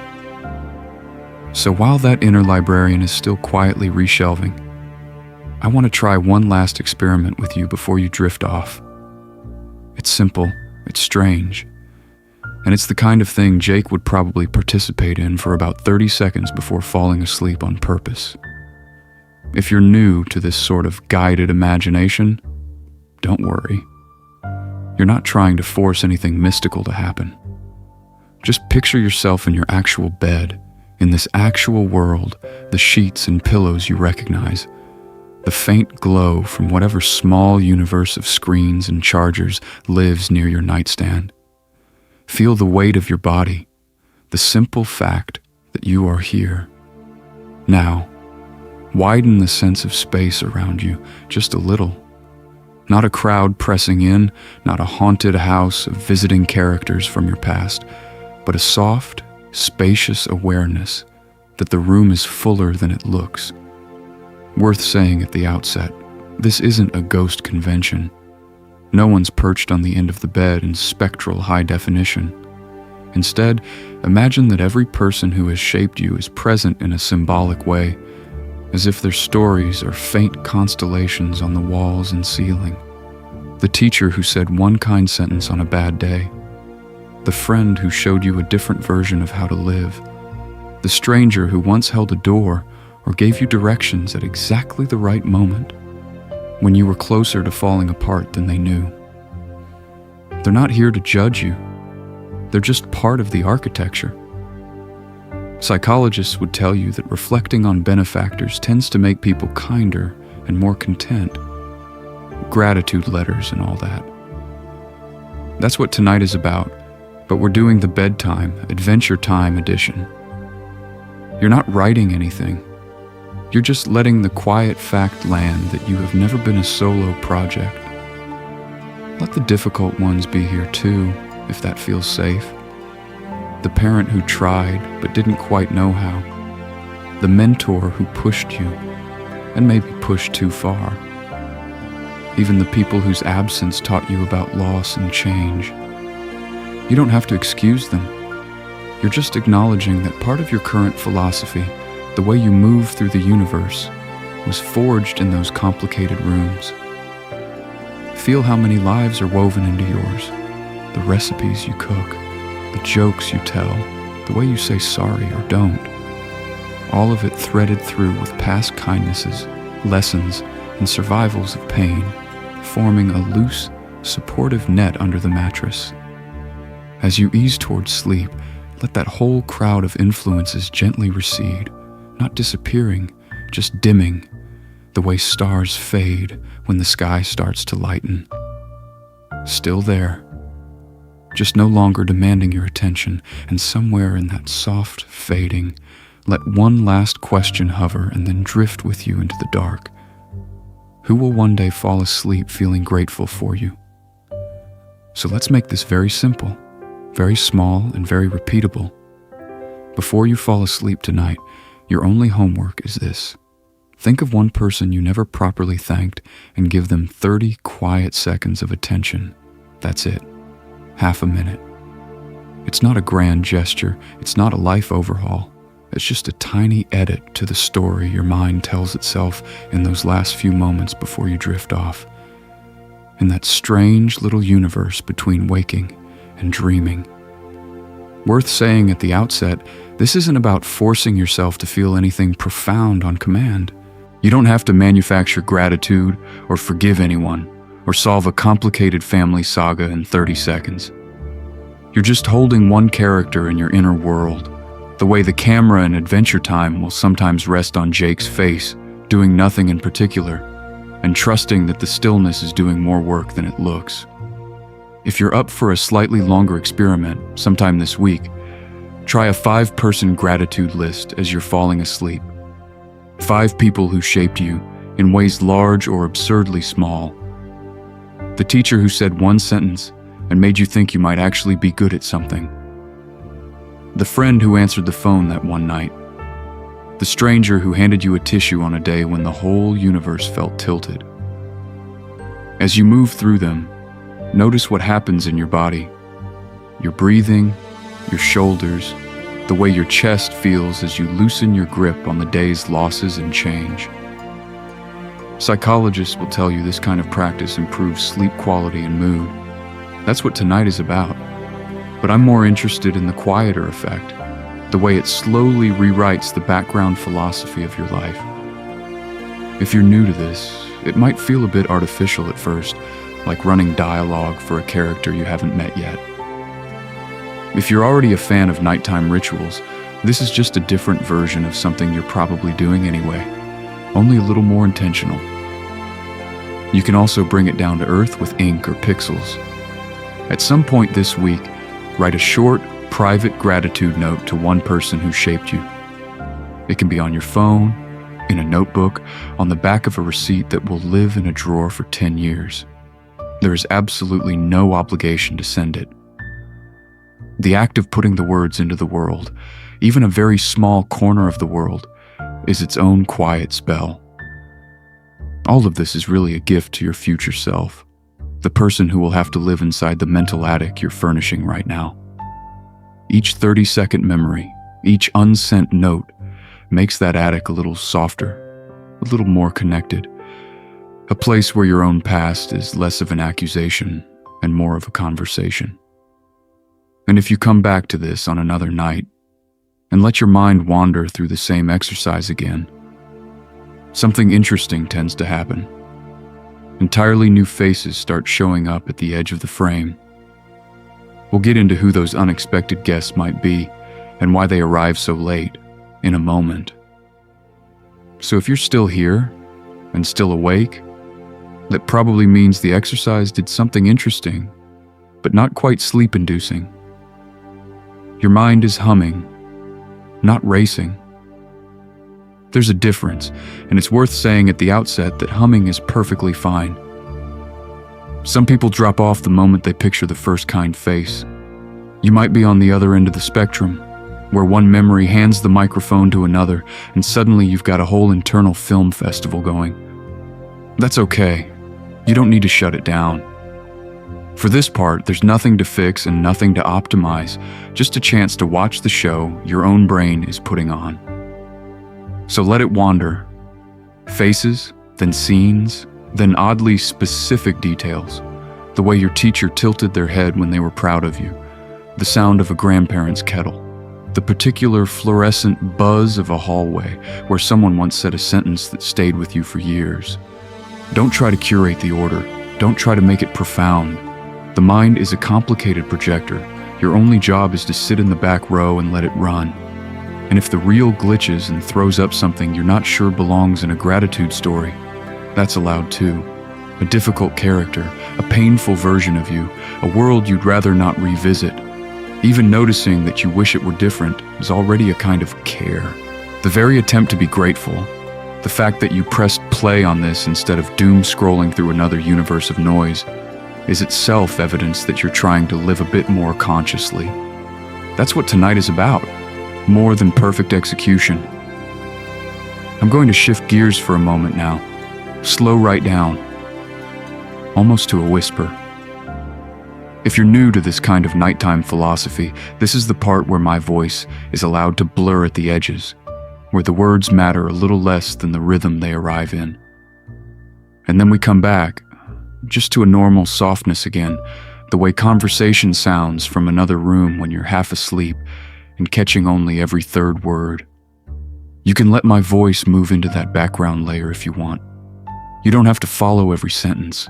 Your attention can float between the sound here and the small private stories unspooling behind your eyes. This is going to take a while, and that's rather the point. Sleep doesn't respond well to pressure. So you can stay awake, you can drift, you can come back to the same 2 or 3 people and circle around them gently, as if you're walking a familiar neighborhood at night. In a moment, we'll get into those unexpected guests at the edge of the frame, and what it means when they keep returning. But for now, you're allowed to simply rest where you are, in the middle of the story. Those unexpected guests at the edge of the frame have a strange property. They don't stay. By the time you notice that they mattered, the world has usually shuffled the cast, closed the set, and moved the story somewhere else entirely. Worth saying at the outset, a lot of the people who shaped you are now permanently out of reach. Not because you did anything wrong. Not because the universe is especially cruel to your particular character. Just because this is the version of the story we get. The one where time keeps walking and doesn't check who's caught up. Some of them are far away now, living a life you'll never see, in a city you might never visit, making tea in a kitchen you'll never stand in. Some of them are behind you in school corridors that no longer exist, replaced by new buildings and new teenagers who have never heard your name. Some of them are simply gone, in the plain, heavy sense, and there are conversations you will never have, apologies you will never hear, thank yous you will never say out loud. It's tempting to think that gratitude, arriving this late, doesn't count.